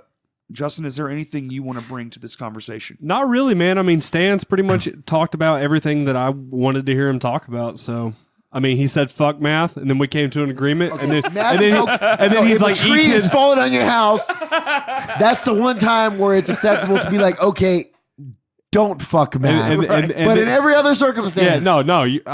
Hey, man, I'm with you. I like math. I like numbers because I like to see how things work. But then he saved his ass by saying "eat its fire." Well, So. hence, my Hands to War is a very mathematical band. Yeah, when we well, wanna that's my approach to it. Is there anything we didn't cover, man, that you want to touch on?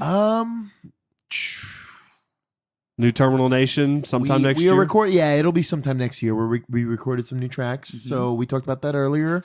I am looking forward to the world being introduced to those. It should be. I am too, man. Honestly, for the first I think we time, wrote something important. So Yeah. like I don't. Like I said earlier, I choose my words very wisely. Mm-hmm. So I think we recorded an album that's very timely and very important, Good. and a lot of people can relate to in this day and age. Hell yeah. Good. That's important. That's very exciting, and I can't not wait to hear it. Where can people find that shit? It's going to be Hopefully sooner than later, but we'll see. We'll see. Is it? You know how is it? Do y'all have Instagram, Twitter? We do not have an Instagram. We do have a Twitter. It's twitter.com. You'll type in Terminal Nation. I think it's at Terminal Nation. I don't would know if we assume have that it would be. the HC or the AR or any Right. bullshit like that. I'm pretty sure it's I'll just do a quick search. Terminal Nation. We have a Facebook. Okay. And then we have terminalnation.net. Oh, good. Like I said earlier, Yes. just something to embody us for the rest of time. Like whenever Facebook crumbles and Right. Yeah, self-destructs it's- like it- MySpace, hopefully soon. It's just at Terminal Nation. It is. Okay. Thank you very much. I am with you on that. Hopefully soon. So, yeah, we have Bandcamp, Okay. Twitter, Facebook, All and Terminal Nation. terminalnation.net. Yeah, I think it's all Terminal Nation. It You should just be. Google the shit. You're Like, good. who the fuck It's- else is Yo, called it's that? 2018. You got this. You right. Google it. But But all encompassingly, let's bring it all together, man. man, what about, I put away 5 beers, 6. 6 beers. I see that now. Holy shit! Shout out Lost 40, Shout out Lost That- 40. Shout out Blackberry Bramble. My Good fucking shit. Jam. Keep putting that out. Yes, please. I don't know. It's been a while. Is it out right now? Can I go there and get it right now? I mean, dude, I just bought some the other Did day. you? so Okay. it's- Okay. maybe I bought this like 2 months ago. My wife didn't like it. it could be Shout out my backstock. wife. She's an amazing person. Shout out to my She wife. she Shout out kicks to ass. Justin's girlfriend. She is my rock. So you got to ride or die? Yes. Oh, absolutely. My wife Awesome, Katie. dude. I don't know if she'll listen. I'm gonna have to talk her into listening. She doesn't. She listens. She listens like 1,000 podcasts. There She you doesn't go. have time. But my wife is awesome. She's a great emotional support. She put 2 beautiful, wonderful children into this world, and babysits 3 children, myself included in that 3. So yeah, sometimes I'll come from work and I'll be like, yeah, my day fucking sucked. This dude was an asshole. I talked to this guy. I didn't get this done. They're whatever. And I realized I rambled for an hour, and then she didn't say shit, and she was like, I'm sorry, whatever, boom. And then she just took it all in and absorbed it. And I'm like, holy shit, she just dealt with me. And then like, we don't deserve women, dude. Yes. I'm like, hey, yo, you can Facts. talk, you can tell me some shit back. You can vent to me if you need to. And she's so strong. I got the same, dude. It's cool. Hell I think yeah. we all three do, actually. That's amazing. I Respect the women. Yes, women they absolutely run this shit. It's Yes. we suck. we fucking suck. Dude, men have fucked up a lot of shit. So like, women are where it's at. So I like shout them, out man. to. And what I want to say is this whole conversation, man, when you hit me up and I was like, dude, this would be a perfect podcast. I want people to really understand this is two very long time scene guys coming together, and just like in the beginning we had so many differences, The rematch. and we couldn't have and we could not have had like we could not have been any different. We could not have been further apart. Sure. Our styles couldn't have hated each other more. Our fans couldn't have been further away from each other. And it's funny to think that all it took was a little bit of time. Sure. Yes and no. Maybe from afar. Right.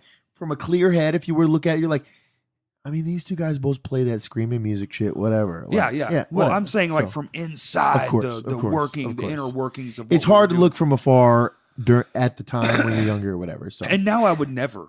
of course. Yeah. I almost never put shame on another band unless it's just like, holy fuck. Yeah. Like, I feel what are I you feel doing? Oh my God. He says that every time.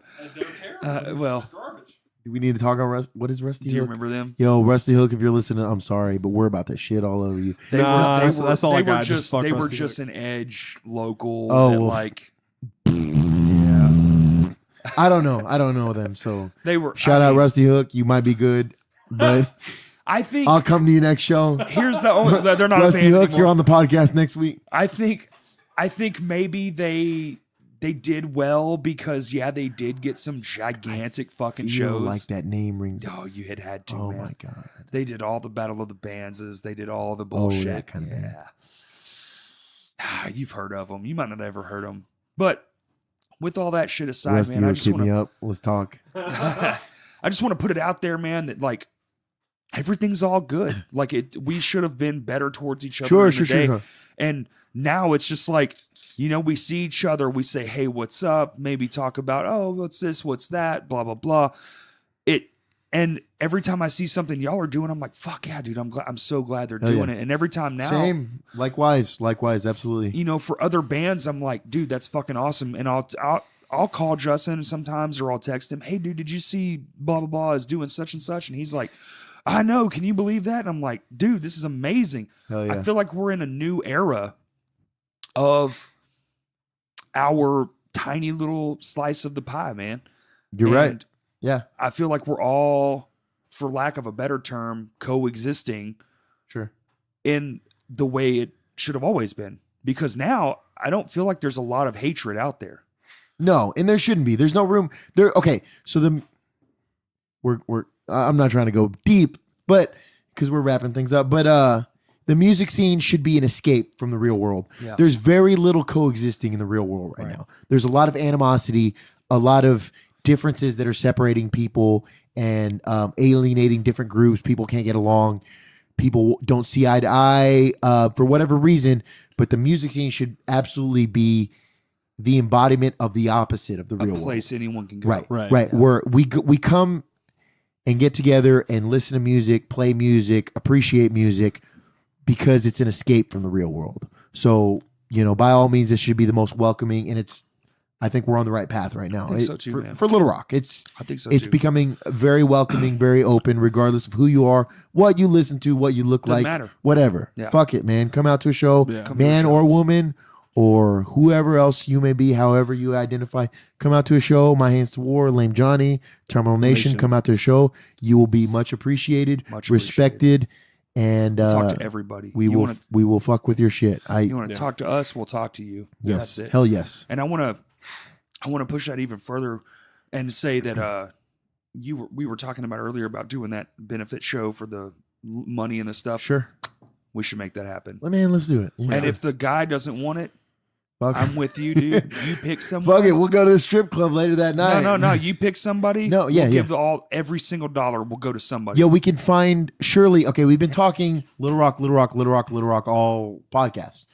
I'm sure we can find some sort of local benefit. We have a whole, whether it be a homeless shelter, whether it be Yeah, Lucy's Place, absolutely. something that benefits humane okay, so shelter. check this out. 2019, My Hands to War, Terminal Nation. Okay. We're going to do a benefit show.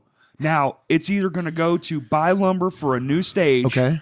Or, At Vino's? Well, yeah, we played our last record that came out. We played at Vino's, brought like 160 Dude, my people. first show near ever was at capacity. Vino's, yeah. Let's fucking, we've done a lot for Vino's. We want to do more for Vino's. Everyone relies on Vino's. Vino's is our thing. right. So let's say, okay, and if he rejects it, we will give every single proceed to Either the choice. No. Yeah. We'll pick. We'll find something. We'll pick a charity. Each man will pick one charity. Let's do it right now. We'll say it right now. Each man will pick one of their charities. We'll put it on a poll, and whoever wins the poll, we'll just give every proceed to that. Okay.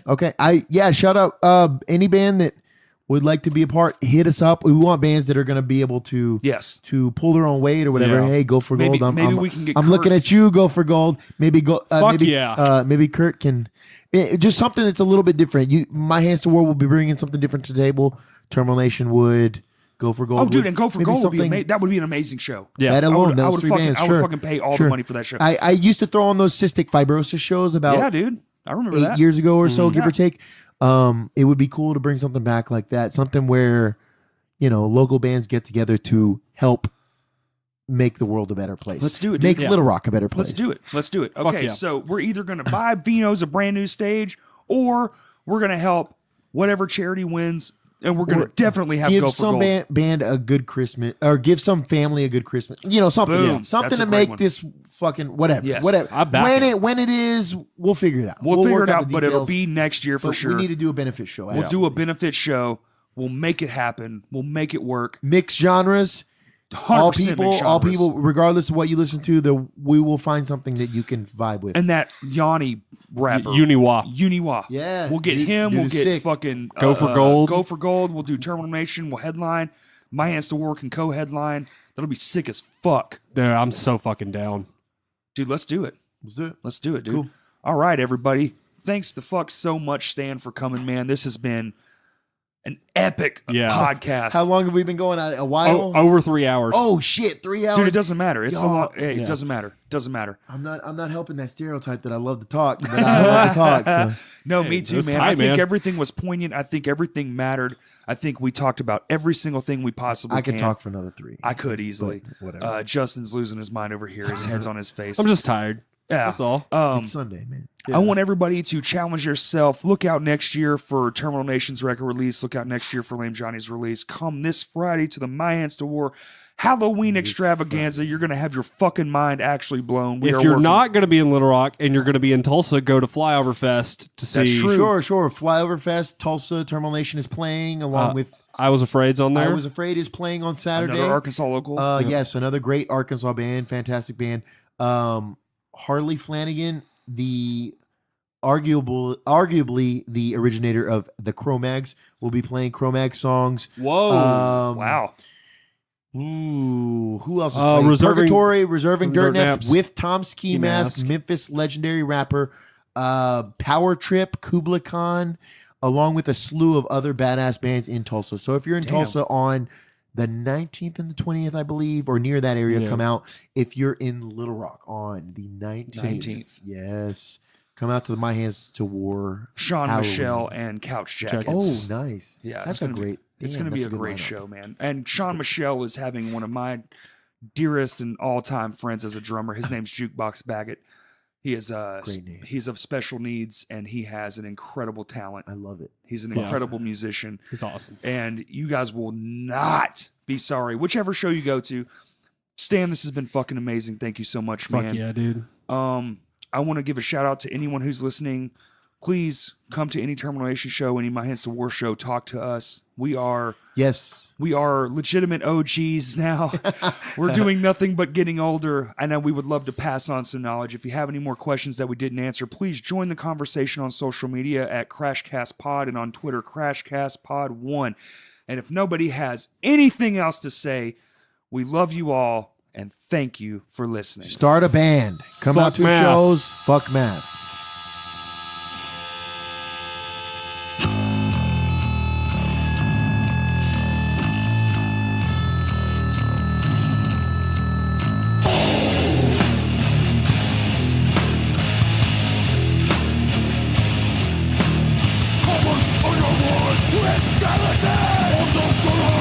With